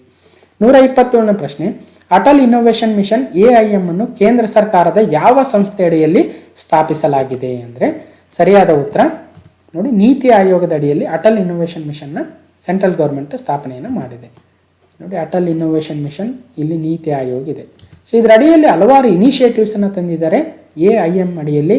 ಸೊ ಅವು ಯಾವ್ಯಾವು, ಅವುಗಳ ಉದ್ದೇಶವೇನಂತ ಆಲ್ರೆಡಿ ನಾವು ಡಿಸ್ಕಸ್ ಮಾಡಿದ್ದೀವಿ. ಇಲ್ಲಿ ನಾನು ಮತ್ತೆ ಎಕ್ಸ್ಪ್ಲನೇಷನ್ಗೆ ಹೋಗಲ್ಲ. 128ನೇ ಪ್ರಶ್ನೆ, 2020 ಅಕ್ಟೋಬರ್ ಪ್ರಕಾರ ಭಾರತದಲ್ಲಿ ಅಸ್ತಿತ್ವದಲ್ಲಿರುವ ಪೇಮೆಂಟ್ ಬ್ಯಾಂಕ್ಗಳ ಸಂಖ್ಯೆ ಎಷ್ಟು? ನೋಡಿ, ವೆರಿ ವೆರಿ ಇಂಪಾರ್ಟೆಂಟ್ ಆಗಿರ್ತಕ್ಕಂಥ ಪ್ರಶ್ನೆ ಆಗುತ್ತೆ. ಸೊ ಈಗ ಪೇಮೆಂಟ್ ಬ್ಯಾಂಕ್ಗಳು ಭಾರತದಲ್ಲಿ ಎಷ್ಟಿದ್ದಾವೆ ಅನ್ನೋದಾದರೆ ಸದ್ಯಕ್ಕೆ 6 ಇದ್ದಾವೆ. ಸೊ ಮೊದಲು ಎಷ್ಟಿದ್ವು? ಟೋಟಲ್ 11 ಪೇಮೆಂಟ್ ಬ್ಯಾಂಕ್ಸ್ಗಳನ್ನು ಸ್ಥಾಪನೆ ಮಾಡಿದ್ರು. ಈಗ 5 ಮುಚ್ಚಿದ್ದಾವೆ, 6 ಮಾತ್ರ ಇದ್ದಾವೆ. ಯಾವ್ಯಾವು? Airtel, India post, Fino, Paytm, NSDL payments bank, Jio payments bank. So ಈ 6ರಲ್ಲಿ ಇಂಡಿಯಾ ಪೋಸ್ಟ್ ಮಾತ್ರ ಗೌರ್ಮೆಂಟ್ ಓನ್ಡ್, ಇನ್ನು ಮಿಕ್ಕಿರೋವು ಪ್ರೈವೇಟ್. ಓಕೆ, ಸೊ ಇವುಗಳ ನಮ್ಮ ನಾರ್ಮಲ್ ಬ್ಯಾಂಕ್ಗೂ ಪೇಮೆಂಟ್ ಬ್ಯಾಂಕ್ ಇರ್ತಕ್ಕಂಥ ವ್ಯತ್ಯಾಸ ಏನೇನು ಅಂತ ನಾವು ಆಲ್ರೆಡಿ ನೋಡಿದ್ದೀವಿ. ನೋಡಿ, ಸೊ ಕೆಲವೊಂದು ಅವರು ಕ್ರೆಡಿಟ್ ಕಾರ್ಡ್ ಕೊಡೋಂಗಿಲ್ಲ. ಸೊ ಅವರು NRI ಡೆಪಾಸಿಟ್ಸ್ ಅಕ್ಸೆಪ್ಟ್ ಮಾಡ್ಕೊಳ್ಳೋಂಗಿಲ್ಲ. 1 ಲಕ್ಷಕ್ಕಿಂತ ಜಾಸ್ತಿ ಬ್ಯಾಲೆನ್ಸ್ ಇಟ್ಕೊಳ್ಳೋಂಗಿಲ್ಲ. ಸೊ ಅವೆಲ್ಲ ರೂಲ್ಸ್ ಇದ್ದಾವೆ. 129ನೇ ಪ್ರಶ್ನೆ ವೆರಿ ಇಂಪಾರ್ಟೆಂಟ್. ಇತ್ತೀಚೆಗೆ ನಡೆದಿರ್ತಕ್ಕಂಥ ಒಂದು ನೌಕಾ ವ್ಯಾಯಾಮ. ಭಾರತವು ಯಾವ ದೇಶದ ಜೊತೆ ನಡೆಸುವ ಜಂಟಿ ನೌಕಾ ವ್ಯಾಯಾಮವನ್ನು ಬೋಂಗೋ ಸಾಗರ್ ಎಂದು ಕರೆಯಲಾಗುತ್ತದೆ? India held jointly naval exercise Bongo Sagar with which of the following country ಅಂದರೆ ಬಾಂಗ್ಲಾದೇಶ ಜೊತೆ. ಇದು ನೌಕಾ ವ್ಯಾಯಾಮ ಬೋಂಗೋ ಸಾಗರ್. ಓಕೆ, ಸೊ ಇದು 2ನೇ ಎಡಿಷನ್ ಆಗುತ್ತೆ. ಓಕೆ, ಇದನ್ನು ನಾರ್ದರ್ನ್ ಬೇ ಆಫ್ ಬೆಂಗಾಲಲ್ಲಿ ಒಂದು ಎಕ್ಸಸೈಸ್ನ ಮಾಡಿರ್ತಕ್ಕಂಥದ್ದು. 130ನೇ ಪ್ರಶ್ನೆ, 2020ನೇ ಸಾಲಿನ ಚಾವುಂಡರಾಯ ಪ್ರಶಸ್ತಿಯನ್ನು ಯಾರಿಗೆ ನೀಡಲಾಗಿದೆ ಅಂದರೆ ಬಾಳಾ ಸಾಹೇಬ್ ಲೋಕಾಪುರ ಅವರಿಗೆ ನೀಡಲಾಗಿದೆ. ಇದು ಯಾರಿಗೆ ಕೊಡ್ತಾರೆ ಕನ್ನಡ ಸಾಹಿತ್ಯ ಪರಿಷತ್ತು ಅಂದರೆ ಚಾವುಂಡರಾಯ ದತ್ತಿ ಪ್ರಶಸ್ತಿಯನ್ನು ಡಾಕ್ಟರ್ ಬಾಳಾ ಸಾಹೇಬ್ ಲೋಕಾಪುರ ಅವರಿಗೆ ಕೊಟ್ಟಿದ್ದಾರೆ, ಜೈನ ಸಾಹಿತ್ಯದಲ್ಲಿ ಕೃಷಿ ಮಾಡಿದ ಲೇಖಕರಿಗೆ. 131ನೇ ಪ್ರಶ್ನೆ, 2019 ಸಾಲಿನ ಜ್ಞಾನಪೀಠ ಪ್ರಶಸ್ತಿ ಕವಿ ಅಕ್ಕಿತಂ ಅಚ್ಯುತನ್ ನಂಬೂದಿರಿ ಅವರು ಇತ್ತೀಚೆಗೆ ನಿಧನರಾದರು. ಅವರು ಯಾವ ಭಾಷೆಯಲ್ಲಿ ತಮ್ಮ ಸಾಹಿತ್ಯವನ್ನು ರಚನೆಯನ್ನು ಮಾಡಿದ್ರು ಅಂದರೆ ಮಲಯಾಳಂ ಭಾಷೆಯಲ್ಲಿ. ನೋಡಿ, ಮಲಯಾಳಂ ಪೊಯೆಟ್ ಅಕ್ಕಿತಂ ಪಾಸಸವೆ ಅವರು last Malayalam poet to be called as Mahakavi, great poet ಅಂತ ಕರೆಸ್ಕೊಂಡಿದ್ರು. ಓಕೆ, ಅವರಿಗೆ ಈ ಒಂದು ಜ್ಞಾನಪೀಠ ಪ್ರಶಸ್ತಿ ಸಿಕ್ಕಿತ್ತು. ಇದ್ರ ಬಗ್ಗೆ ನಾವು ಕಳೆದ ವಿಡಿಯೋಗಳಲ್ಲಿ ನೋಡಿದ್ದೀವಿ. 132ನೇ ಪ್ರಶ್ನೆ, ಆರಂಭಕ್ಕೂ ಮೊದಲೇ ವಿವಾದಕ್ಕೊಳಗಾಗುತ್ತಿರುವ ಚಿತ್ರ 800. ಇದು ಯಾರ ಜೀವನಾಧಾರಿತ ಚಿತ್ರವಾಗಿದೆ ಅಂದರೆ ಮುತ್ತಯ್ಯ ಮುರಳೀಧರನ್ ಅವರು. ಯಾಕೆ ಅಂದರೆ ನೋಡಿ, ಅವರು 800 ವಿಕೆಟ್ಗಳನ್ನು ಟೆಸ್ಟಲ್ಲಿ ಪಡೆದಿದ್ರು. ಹಾಗಾಗಿ ಆ ಮೂವಿಗೆ 800 ಅಂತಲೇ ಇಡ್ತಾ ಇದ್ದಾರೆ. ಆದರೆ ಇದು ಯಾಕೆ ವಿವಾದ ಆಗ್ತಾ ಇದೆ ಅಂದರೆ ನೋಡಿ, ಇವರು ಶ್ರೀಲಂಕಾದಲ್ಲಿ ತಮಿಳರ ವಿರುದ್ಧ ನಡೆದಿರ್ತಕ್ಕಂಥ ದೌರ್ಜನ್ಯಗಳಿಗೆ ವಿರೋಧ ವ್ಯಕ್ತಪಡಿಸಲಿಲ್ಲ ಅನ್ನೋ ಉದ್ದೇಶಕ್ಕೆ ಅವರ ಬಯೋಪಿಕ್ಕಲ್ಲಿ ತಮಿಳು ನಟನಾಗಿರ್ತಕ್ಕಂಥ ವಿಜಯ್ ಸೇತುಪತಿ ಅವರು ಆ ಒಂದು ಬಯೋಪಿಕ್ಕಲ್ಲಿ ನಟನೆಯನ್ನು ಮಾಡಬಾರ್ದು ಅಂತ ಪ್ರತಿಭಟನೆಗಳಾದವು. ಸೊ ಹಾಗಾಗಿ ಇದು ಭಾಳ ಸುದ್ದಿಲಿದೆ. ನೋಡಿ, ಮುತ್ತಯ್ಯ ಮುರಳೀಧರನ್ ಅವರು ಮೋಸ್ಟ್ ವಿಕೆಟ್ಸ್ ಗೆಟರ್ ಅಂದರೆ 800 ವಿಕೆಟ್ಗಳನ್ನು ಪಡೆದಿರ್ತಕ್ಕಂಥ ಒಬ್ಬ ಆಟಗಾರ. So highest. ಓಕೆ, 133ನೇ ಪ್ರಶ್ನೆ, ವರ್ಷದಲ್ಲಿ ನಡೆಯುವ 4 ಟೆನ್ನಿಸ್ ಗ್ರ್ಯಾಂಡ್ ಸ್ಲಾಮ್ಗಳಲ್ಲಿ ಈ ವರ್ಷ ಕೆಳಗೆ ನೀಡಿರುವ ಯಾವ ಗ್ರ್ಯಾಂಡ್ ಸ್ಲಾಮ್ ಮಾತ್ರ ಕೋವಿಡ್ನಿಂದ ರದ್ದಾಯಿತು ಅಂದರೆ ವಿಂಬಲ್ಡನ್ ಆಗುತ್ತೆ. ನಾವು ಆಲ್ರೆಡಿ ಕಳೆದ ವಿಡಿಯೋದಲ್ಲಿ ಹೇಳಿದ್ದೆ, ಅಂದರೆ ಆಸ್ಟ್ರೇಲಿಯನ್ ಓಪನ್ ಯಾರು ಗೆದ್ದರು, ಫ್ರೆಂಚ್ ಓಪನ್, US ಓಪನ್ ನಡೀತು, ಆದರೆ ವಿಂಬಲ್ಡನ್ ಮಾತ್ರ ಕ್ಯಾನ್ಸಲ್ ಆಗಿ ಮುಂದಿನ ವರ್ಷಕ್ಕೆ ಹೋಗಿದೆ. Wimbledon set to return in 2021, cancelled in 2020. ನೋಡಿ ಆಲ್ರೆಡಿ ಮೆನ್ಸ್ ವಿಭಾಗದಲ್ಲಿ ಈ ನಡೆದಿರ್ತಕ್ಕಂಥ French open, US open, Australian ಓಪನ್ನಲ್ಲಿ ಯಾರ್ಯಾರು ಗೆದ್ದಿದ್ದಾರೆ, ವಿಮೆನ್ಸ್ ವಿಭಾಗದಲ್ಲಿ ಯಾರು ಗೆದ್ದಿದ್ದಾರೆ ಅಂತ ನಾವು ಆಲ್ರೆಡಿ ನೋಡಿದ್ದೀವಿ, ನೋಟ್ ಮಾಡ್ಕೊಂಡಿದ್ದೀರಾ ಕೂಡ. 134ನೇ ಪ್ರಶ್ನೆ, ಪೊಲೀಸ್ ಸಂಸ್ಮರಣಾ ದಿನಾಚರಣೆಯನ್ನು ಯಾವ ದಿನ ಆಚರಿಸಲಾಗುತ್ತದೆ? ವಾಟ್ ಈಸ್ ಪೊಲೀಸ್ ಕಮೆಮೊರೇಷನ್ ಡೇ ಅಂದರೆ ಯಾವಾಗ ಅಬ್ಸರ್ವ್ ಮಾಡ್ತಾರೆ ಅದನ್ನು ಅಂದರೆ ಅಕ್ಟೋಬರ್ 21ಕ್ಕೆ. ಅದು ಈ ಒಂದು ಕೋವಿಡ್ ಟೈಮಲ್ಲಿ ವೆರಿ ಇಂಪಾರ್ಟೆಂಟ್ ಆಗುತ್ತೆ. ಭಾಳಷ್ಟು ಪೊಲೀಸರು ಈ ಒಂದು ಕೋವಿಡ್ ಟೈಮಲ್ಲಿ ತಮ್ಮ ಧೈರ್ಯವನ್ನು ತೋರಿದ್ರು, ಭಾಳಷ್ಟು ಹಗಲಿರುಳು ಕೆಲಸವನ್ನು ಮಾಡಿದ್ರು. ಅದರಲ್ಲಿ ಕೆಲವೊಬ್ಬರು ಹುತಾತ್ಮರು ಕೂಡ ಆದರು. ಹೀಗೆ ಈ ಒಂದು ಹುತಾತ್ಮರನ್ನು ನೆನೆಸ್ಕೊಳ್ತಕ್ಕಂಥ ದಿನ 21ನೇ ಅಕ್ಟೋಬರ್ ಆಗುತ್ತೆ. ಅದನ್ನು ಪೊಲೀಸ್ ಸಂಸ್ಮರಣಾ ದಿನಾಚರಣೆ ಅಂತ ಕರಿತೀವಿ. 135ನೇ ಪ್ರಶ್ನೆ, ಭಾರತ, ಅಮೆರಿಕ ಮತ್ತು ಜಪಾನ್ ದೇಶಗಳ ಜೊತೆಗೆ ಈಗ ಮಲಬಾರ್ ಸಮರಾಭ್ಯಾಸದಲ್ಲಿ ಪಾಲ್ಗೊಳ್ಳಲು ಒಪ್ಪಿಗೆ ಸೂಚಿಸಿರ್ತಕ್ಕಂಥ 4ನೇ ರಾಷ್ಟ್ರ ಆಸ್ಟ್ರೇಲಿಯಾ ಆಗುತ್ತೆ. ಓಕೆ, ಇದು ಆಲ್ರೆಡಿ ನೋಡಿ, ಭಾರತ ಮತ್ತು ಅಮೆರಿಕ ಈ ಒಂದು ಮಲಬಾರ್ ಸಮರಾಭ್ಯಾಸ ಮಾಡ್ತಾ ಇದ್ರು. ನಂತರ ಆಸ್ಟ್ರೇಲಿಯಾ ಒಂದ್ಸಲ ಬಂದಿತ್ತು, ನಂತರ ಸ್ಟಾಪ್ ಮಾಡ್ತು. ಜಪಾನ್ 2015ರಲ್ಲಿ ಜಾಯ್ನ್ ಆಯ್ತು ಈ ಒಂದು ಸಮರಾಭ್ಯಾಸಕ್ಕೆ. ಈಗ ಆಸ್ಟ್ರೇಲಿಯಾ ಕೂಡ ಜಾಯ್ನ್ ಆಗ್ತಾ ಇದೆ. ಹಾಗಾಗಿ ಮಲಬಾರ್ ಸಮರಾಭ್ಯಾಸ ಅಂದ್ರೆ ಈಗ 4 ಕಂಟ್ರಿ ಆಗ್ತವೆ, ಭಾರತ, ಅಮೆರಿಕ, ಜಪಾನ್ ಮತ್ತು ಆಸ್ಟ್ರೇಲಿಯಾ. ಓಕೆ, 136ನೇ ಪ್ರಶ್ನೆ, ರಿಪಬ್ಲಿಕ್ ಆಫ್ ಚೀನಾ ಎಂದು ಕೆಳಗಿನ ಯಾವುದನ್ನು ಕರೆಯಲಾಗುತ್ತದೆ ಅಂದರೆ ತೈವಾನ್. ಇಲ್ಲಿದೆ ನೋಡಿ ತೈವಾನ್. ಇದು ಚೀನಾದ ಆಡಳಿತದಲ್ಲಿರ್ತಕ್ಕಂಥದ್ದು. ROC ಅಂತ ಕರಿತೀವಿ, ಅಂದರೆ ರಿಪಬ್ಲಿಕ್ ಆಫ್ ಚೀನಾ. ಇನ್ನು PRC ಅಂದರೆ people's republic of China, actual China, ಈಗ ನಮ್ಮ ಜೊತೆ ಏನು ಸಂಘರ್ಷಕ್ಕೆ ಇಳ್ತಾ ಇದೆಯೋ ಆ ಚೀನಾ PRC. ಅದರ ಒಂದು ಆಡಳಿತದಲ್ಲಿರ್ತಕ್ಕಂಥ ಒಂದು ತೈವಾನನ್ನು ನಾವು ROC ಅಂತ ಕರಿತೀವಿ. PRC ROC ನೆನ್ಪಿಡಿ ಅದರ ಒಂದು ಫುಲ್ ಫಾರ್ಮ್. ಓಕೆ, ನೆಕ್ಸ್ಟು 137ನೇ ಪ್ರಶ್ನೆ, ರಾಷ್ಟ್ರೀಯ super computing mission, national super computing mission ಅಂತ ಏನು ಕರಿತೀವಿ, ಅದು ಜನವರಿ 2021ರೊಳಗೆ 3ನೇ ಹಂತ ಪ್ರಾರಂಭ ಆಗ್ತಾ ಇದೆ. ಕೆಳಗಿನ ಯಾವ ಇಲಾಖೆ ಈ ಯೋಜನೆಯನ್ನು ಮುನ್ನಡೆಸ್ತಾ ಇದೆ ಅಂದರೆ ಇಲ್ಲಿ 2 ಇಲಾಖೆ ಬರ್ತವೆ, ಬೋತ್ A and B. ಅಂದರೆ ಒಂದು DST ಅಂದರೆ department of science and technology, ಇನ್ನೊಂದು DEITY ಅಂದರೆ department of electronics and information technology. Okay, ಇದ್ರ ಉದ್ದೇಶ ಏನಾಗುತ್ತೆ ಅಂದರೆ ಒಟ್ಟು ಒಂದು 70 ಹೈ ಪರ್ಫಾರ್ಮೆನ್ಸ್ ಕಂಪ್ಯೂಟಿಂಗ್ ಫೆಸಿಲಿಟೀಸನ್ನು ನಮ್ಮ ದೇಶದಲ್ಲಿ ತರಬೇಕನ್ನೋ ಉದ್ದೇಶಕ್ಕೆ ಈ ಒಂದು NSMನ ತಂದಿದ್ದಾರೆ. ಅದರ ಅಡಿಯಲ್ಲಿ ಈಗ ಆಲ್ರೆಡಿ ನೋಡಿ, ಪರಂ ಶಿವೈ ಅಂತಕ್ಕಂಥ ಸೂಪರ್ ಕಂಪ್ಯೂಟರ್ನ IIT BHU ಅಲ್ಲಿ, ಪರಂ ಶಕ್ತಿ ಅಂತಕ್ಕಂಥ ಸೂಪರ್ ಕಂಪ್ಯೂಟರ್ನ IIT ಖರಗ್ಪುರಲ್ಲಿ, ಪರಂ ಬ್ರಹ್ಮ ಅಂತಕ್ಕಂಥದ್ದನ್ನು IISER Pune, Indian institute of science education and research ಏನಿದೆಯೋ ಅದರಲ್ಲಿ ಈಗ 3 ಇನ್ಸ್ಟಾಲ್ ಮಾಡಿದ್ದಾರೆ ನ್ಯಾಷನಲ್ ಸೂಪರ್ ಕಂಪ್ಯೂಟಿಂಗ್ ಮಿಷನ್ ಅಂಡರಲ್ಲಿ. ಓಕೆ, ಇದನ್ನು ಯಾಕೆ ಬಳಸ್ತಾರೆ, ಯಾವ್ಯಾವ ಒಂದು ರೀಸನ್ಗೆ ಅಂತ ನಾವು ನೋಡಿದ್ದೀವಿ ಆಲ್ರೆಡಿ. 138ನೇದು, ಭಾರತ 35 ವರ್ಷಗಳ ನಂತರ ಕೆಳಗೆ ನೀಡಿರುವ ಯಾವ ಅಂತಾರಾಷ್ಟ್ರೀಯ ಸಂಘಟನೆಯ ಅಧ್ಯಕ್ಷತೆಯನ್ನು ವಹಿಸಿಕೊಂಡಿದೆ ಅಂದರೆ ಇಂಟರ್ನ್ಯಾಷನಲ್ ಆರ್ಗನೈಜೇಷನ್ದು ಈಗ ಚೇರ್ಮನ್ಶಿಪ್ಪನ್ನು ಪಡೆದಿದೆ. ಯಾವ ಆರ್ಗನೈಜೇಷನ್ ಅಂದರೆ ಅಂತಾರಾಷ್ಟ್ರೀಯ ಕಾರ್ಮಿಕ ಸಂಘಟನೆ ಅಥವಾ ಇಂಟರ್ನ್ಯಾಷನಲ್ ಲೇಬರ್ ಆರ್ಗನೈಜೇಷನ್ ಅಂತ ಏನು ಕರಿತೀವಿ, ಅದರ ಒಂದು ನೇತೃತ್ವವನ್ನು ಈಗ ಭಾರತ ವಹಿಸಿಕೊಂಡಿದೆ. ಓಕೆ, ಭಾರತದ ಲೇಬರ್ ಸೆಕ್ರೆಟರಿ ಆಗಿರ್ತಕ್ಕಂಥ ಅಪೂರ್ವ ಚಂದ್ರ ಅವರು ಈಗ ಈ ಒಂದು ಗವರ್ನಿಂಗ್ ಬಾಡಿ ಏನಿದೆ ILOದು, international labour organisation governing body ಏನಿದೆ ಅದರ ಒಂದು ಅಧ್ಯಕ್ಷತೆಯನ್ನು ಚೇರ್ಪರ್ಸನ್ ಆಗ್ತಾ ಇದ್ದಾರೆ ಭಾರತದ ಲೇಬರ್ ಸೆಕ್ರೆಟರಿ ಅಪೂರ್ವ ಚಂದ್ರ ಅವರು. ಈ ಒಂದು ಸ್ಥಾನವನ್ನು ಈಗ 35 ವರ್ಷಗಳ ನಂತರ ಭಾರತ ಪಡಿತಾ ಇದೆ. ಓಕೆ, 1911 ಏಪ್ರಿಲ್ನಂದು ಈ ILO ರಚನೆಯಾಗಿತ್ತು. ಇದರ ಹೆಡ್ ಕ್ವಾರ್ಟರ್ ಎಲ್ಲಿದೆ ಅಂದರೆ ಸ್ವಿಟ್ಜರ್ಲೆಂಡ್ನ ಜಿನೇವಾದಲ್ಲಿದೆ. ಡೈರೆಕ್ಟರ್ ಜನರಲ್ ಈಗ ಸದ್ಯ ಯಾರಿದ್ದಾರೆ, ಗೈ ರೈಡರ್ ಅವರು. 139ನೇ ಪ್ರಶ್ನೆ, ಪ್ರತಿ ವರ್ಷ ಯಾವ ದಿನವನ್ನು ವಿಶ್ವಸಂಸ್ಥೆಯ ದಿನವನ್ನಾಗಿ ಆಚರಣೆಯನ್ನು ಮಾಡ್ತಾ ಇದ್ದೀವಿ ಅಂದರೆ very easy, very famous, October 24. Okay, ಯಾಕೆ ಅಂದರೆ ನೋಡಿ, ಅಕ್ಟೋಬರ್ 24, 1945 ಯುನೈಟೆಡ್ ನೇಷನ್ಸ್ ಸ್ಥಾಪನೆ ಆಗುತ್ತೆ. ಈಗ 75ನೇ ವರ್ಷ ಆಗ್ತಾ ಇದೆ. ಇನ್ನೊಂದು ಇಂಪಾರ್ಟೆಂಟ್, ಈಗ ಪ್ರಸ್ತುತ ಸೆಕ್ರೆಟರಿ ಜನರಲ್ ಅಥವಾ ಮಹಾಪ್ರಧಾನ ಕಾರ್ಯದರ್ಶಿ ಯಾರಿದ್ದಾರೆ ಅಂತ ಕೇಳ್ಬೋದು, ಆಂಟೋನಿಯೋ ಗುಟೆರಸ್ ಅವರು. ನೋಡಿ, ಇದರ ಹೆಡ್ ಕ್ವಾರ್ಟರ್ ಎಲ್ಲಿದೆ, ನ್ಯೂಯಾರ್ಕಲ್ಲಿದೆ. 193 ಮೆಂಬರ್ ಸ್ಟೇಟ್ಸ್ ಇದ್ದಾವೆ, 2 ಅಬ್ಸರ್ವರ್ ಸ್ಟೇಟ್ಸ್ ಇದ್ದಾವೆ. ಆಂಟೋನಿಯೋ ಗುಟೆರಸ್ ಇದರ ಒಂದು ಸೆಕ್ರೆಟರಿ ಜನರಲ್. 140ನೇ ಪ್ರಶ್ನೆ, ದೇವಾಲಯಕ್ಕಾಗಿ ನಿರ್ಮಿಸಲಾದ ವಿಶ್ವದ ಅತಿ ಉದ್ದದ rope way Girnar rope way ಯಾವ ರಾಜ್ಯದಲ್ಲಿದೆ ಅಂದರೆ ಗುಜರಾತಲ್ಲಿದೆ. ಓಕೆ ನೋಡಿ, ಗಿರ್ನಾರ್ ರೋಪ್ವೇ ಈಗ ಉದ್ಘಾಟನೆಯನ್ನು ಪಡೆದಿದೆ. ಒಟ್ಟು 2.3 ಇದ್ರ ಬಗ್ಗೆ ಆಲ್ರೆಡಿ ಇದು ಯಾಕೆ ವಿಳಂಬ ಆಯಿತು, ಇದರ ಉದ್ದೇಶ ಏನು, ಇದರಿಂದ ಯಾರ್ಯಾರಿಗೆ ಏನೇನು ಲಾಭ ನಷ್ಟ ಇದೆ ಅನ್ನೋದನ್ನು ನಾವು ಆಲ್ರೆಡಿ ಡಿಸ್ಕಸ್ ಮಾಡಿದ್ದೀವಿ, ಮತ್ತೆ ನಾನು ಡೀಟೇಲ್ಸ್ ಹೋಗಲ್ಲ. 141ನೇ ಪ್ರಶ್ನೆ, ಇತ್ತೀಚೆಗೆ ಅಂಗೀಕರಿಸಲಾದ ಶ್ರೀಲಂಕಾ ಸಂವಿಧಾನದ 20ನೇ ತಿದ್ದುಪಡಿಯು ಯಾವುದಕ್ಕೆ ಸಂಬಂಧಿಸಿದೆ ಅಂದರೆ ರಾಷ್ಟ್ರದ ಅಧ್ಯಕ್ಷರ ಅಧಿಕಾರವನ್ನು ವಿಸ್ತರಿಸುವುದಕ್ಕೆ. ನೋಡಿ ಇಲ್ಲಿ ಯಾರ್ಯಾರಿದ್ದಾರೆ ನೋಡಿ, ಪ್ರಧಾನಮಂತ್ರಿಗಳು ಶ್ರೀಲಂಕಾದವರು ಈಗ ಮಹಿಂದ ರಾಜಪಕ್ಷೆ ಅವರು, ಇನ್ನು ಅವ್ರ ತಮ್ಮ ಗೊಟಬಾಯ ರಾಜಪಕ್ಷೆ ಅವರು ಅಧ್ಯಕ್ಷರಿದ್ದಾರೆ, ಪ್ರೆಸಿಡೆಂಟ್ ಇದ್ದಾರೆ, ಓಕೆ, ರಾಷ್ಟ್ರಪತಿ ಅಂತ ಕರಿಬೋದು. ಈಗ ಅವರ ಅಧಿಕಾರವನ್ನು ಹೆಚ್ಚಿಗೆ ಮಾಡ್ತಕ್ಕಂಥದ್ದು, ಪ್ರಧಾನಮಂತ್ರಿ ಅಧಿಕಾರವನ್ನು ದುರ್ಬಲಗೊಳಿಸ್ತಕ್ಕಂಥದ್ದು ಈ ಒಂದು 20ನೇ ತಿದ್ದುಪಡಿ ಆಗುತ್ತೆ ಶ್ರೀಲಂಕಾದ. ಓಕೆ, 142ನೇ ಪ್ರಶ್ನೆ, ಪ್ರತಿ ವರ್ಷ ಯಾವ ದಿನವನ್ನು ವಿಶ್ವ ಪೋಲಿಯೋ ದಿನವನ್ನಾಗಿ ವರ್ಲ್ಡ್ ಪೋಲಿಯೋ ಡೇ ಆಗಿ ಆಚರಣೆ ಮಾಡ್ತೀವಿ ಅಂದರೆ ಸರಿಯಾದ ಉತ್ತರ ಅಕ್ಟೋಬರ್ 24 ಆಗುತ್ತೆ. So October 24 world polio day. ಈ ವರ್ಷದ theme A win against polio is A win for the global health. Theme ಕೇಳ್ಬೋದು, ಈ ಥರದ್ದು ಸ್ವಲ್ಪ ನೆನ್ಪಿಡಿ. ನೆಕ್ಸ್ಟ್ 143, ಕೇಂದ್ರ ಸರ್ಕಾರದ ಒಡೆತನದಲ್ಲಿರುವ ಮತ್ತು ಇಸ್ರೋ ಸಂಸ್ಥೆಯ ವಾಣಿಜ್ಯ ಮತ್ತು ಮಾರುಕಟ್ಟೆ ವ್ಯವಹಾರಗಳನ್ನು ನೋಡಿಕೊಳ್ಳುವ ಸಂಸ್ಥೆ ಆಂಟ್ರಿಕ್ಸ್ ಕಾರ್ಪೊರೇಷನ್ ಲಿಮಿಟೆಡ್ ಅಥವಾ ACL ಅಂತ ಕರಿತೀವಿ.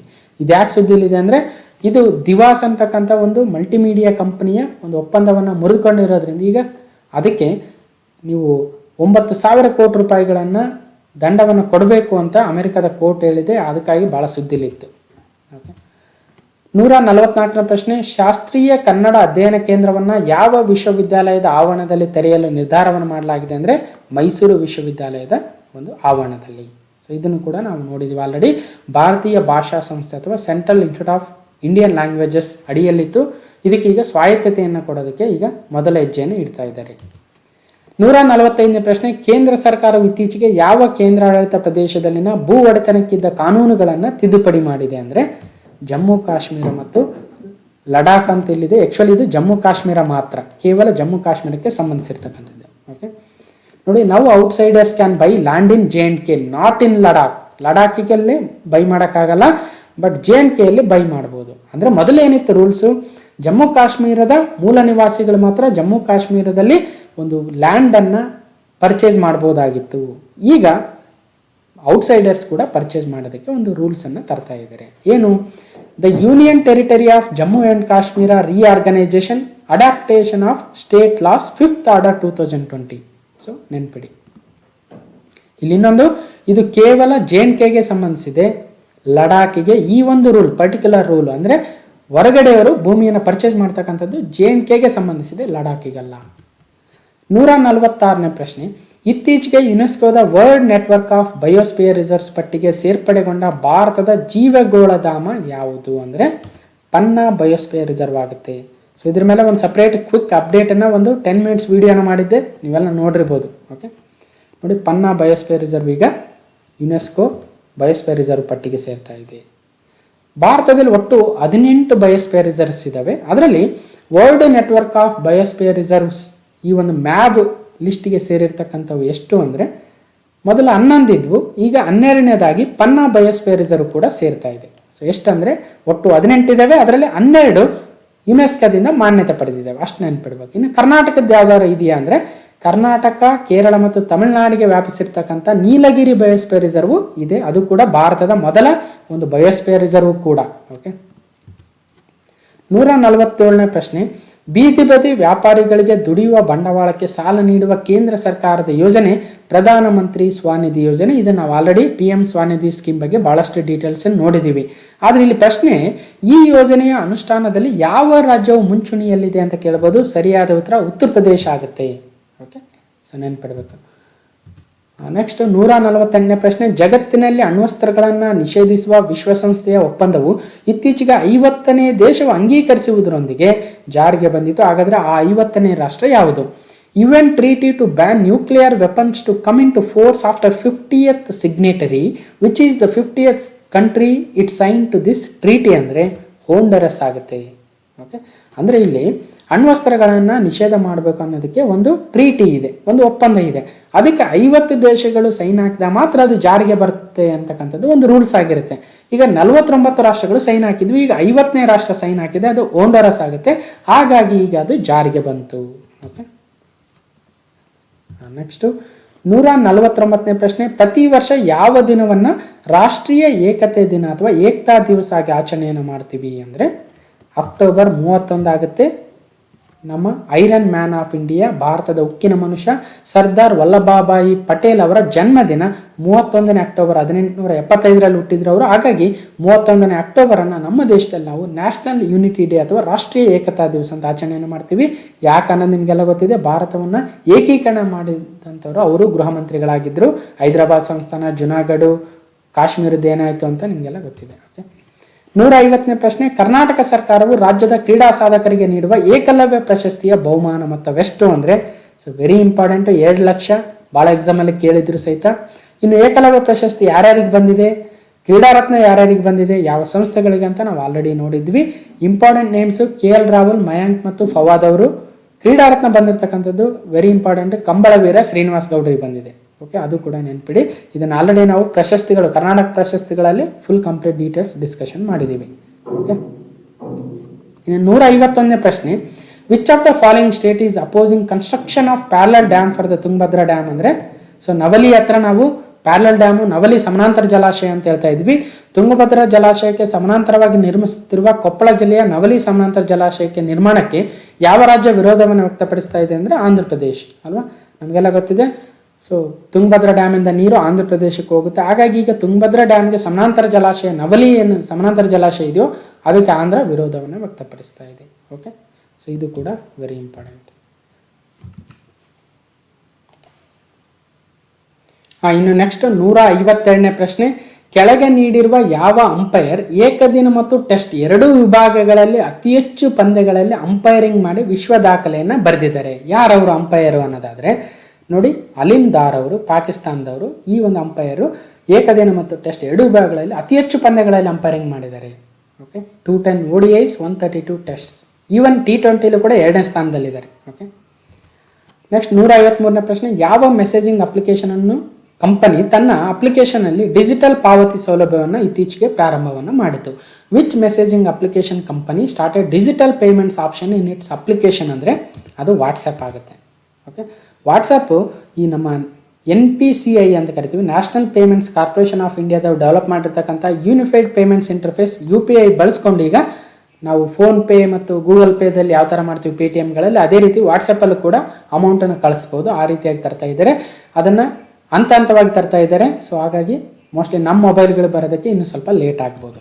ಓಕೆ, ಸೊ ಈ ಥರ ಅಮೌಂಟನ್ನು ಕೂಡ ಕಳಿಸ್ಬೋದು ಮೆಸೇಜ್ ಕಳಿಸ್ದಂಗೆ. ಓಕೆ, ಇನ್ನು 154ನೇ ಪ್ರಶ್ನೆ ನೋಡಿ, ಇತ್ತೀಚೆಗೆ ಲಾಕ್ಡೌನ್ ನಂತರದ ಇಸ್ರೋ ಉಡಾವಣೆ ಮಾಡಿದ ಉಪಗ್ರಹ EOS-1 okay, earth observation satellite, ಭೂ ಪರಿವೀಕ್ಷಣಾ ಉಪಗ್ರಹ ಅಂತ ಕರಿತೀವಿ. ಇದಕ್ಕೆ ಯಾವ ಉಡಾವಣಾ ವಾಹನವನ್ನು ಬಳಸಲಾಯಿತು ಅಂದರೆ ಇಸ್ರೋದ ವರ್ಕಾರ್ಸ್ ಅಂತ ಕರಿತೀವಿ, PSLV C-49 ಓಕೆ, ನೆನ್ಪಿಡ್ಬೇಕು. ಸೊ ಇದು ಯಾಕೆ, ಇದ್ರ ಯೂಸ್ ಏನು, ಇದ್ರ ಜೊತೆಗೆ ಇನ್ಯಾವ ಒಂದು ದೇಶದ ಉಪಗ್ರಹಗಳನ್ನು ಕೂಡ ಉಡಾವಣೆ ಮಾಡಿದ್ರು ಅನ್ನೋದನ್ನು ನಾವು ನೋಡಿದ್ದೀವಿ. 155ನೇ ಪ್ರಶ್ನೆ, ಇತ್ತೀಚೆಗೆ ಅಮೆರಿಕದ ಮೊದಲ ಮಹಿಳಾ ಉಪಾಧ್ಯಕ್ಷೆಯಾಗಿ ಆಯ್ಕೆಯಾದ ಭಾರತೀಯ ಮೂಲದ ಮಹಿಳೆ ಯಾರು ಅಂದರೆ ಕಮಲಾ ಹ್ಯಾರಿಸ್ ಅವರು. ಓಕೆ, ಸೊ ಈಗ ಜೋ ಬಿಡೆನ್ ಅವರು ಅಧ್ಯಕ್ಷರಾಗಿದ್ದಾರೆ, ನಮ್ಮ ಭಾರತೀಯ ಮೂಲದ ಕಮಲಾ ಹ್ಯಾರಿಸ್ ಅವರು ಉಪಾಧ್ಯಕ್ಷರಾಗಿದ್ದಾರೆ. ಓಕೆ, ಇನ್ನು ಜೋ ಬಿಡೆನ್ ಅವರು 46ನೇ ಪ್ರೆಸಿಡೆಂಟ್ ಆಗ್ತಾರೆ.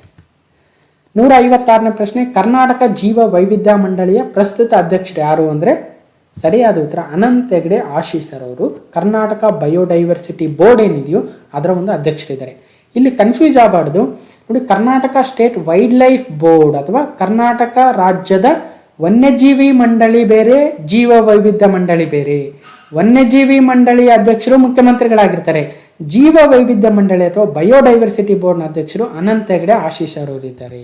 ಓಕೆ, ಇದ್ಯಾಕೆ ಸುದ್ದಿ ಆಗಿತ್ತು ಅಂದರೆ ನೋಡಿ, ಇಲ್ಲಿ 4 ಬಯೋಡೈವರ್ಸಿಟಿ ಹೆರಿಟೇಜ್ ಸೈಟ್ ಮಾಡಿ ಅಂತ ಅವರು ಪ್ರಪೋಸಲ್ ಕೊಟ್ಟಿದ್ದಾರೆ. ಅಂತರಗಂಗೆ ಬೆಟ್ಟ, ಆದಿನಾರಾಯಣ ಸ್ವಾಮಿ ಬೆಟ್ಟ, ಮಹಿಮಾರಂಗ ಬೆಟ್ಟ ಮತ್ತು ಉರುಂಬಿ ಏರಿಯಾ ಇನ್ ಕುಮಾರಧಾರ ರಿವರಲ್ಲಿ ಏನಿದೆ ಈ 4 ಬಯೋಡೈವರ್ಸಿಟಿ ಹೆರಿಟೇಜ್ ಸೈಟ್ ಆಗಿ ಮಾಡಿ ಅಂತ ಈಗ ಜೈವಿಕ ಪಾರಂಪರಿಕ ತಾಣಗಳ ಪಟ್ಟಿಗೆ ಸೇರಿಸಿ ಅಂತ ಹೇಳಿದ್ದಾರೆ.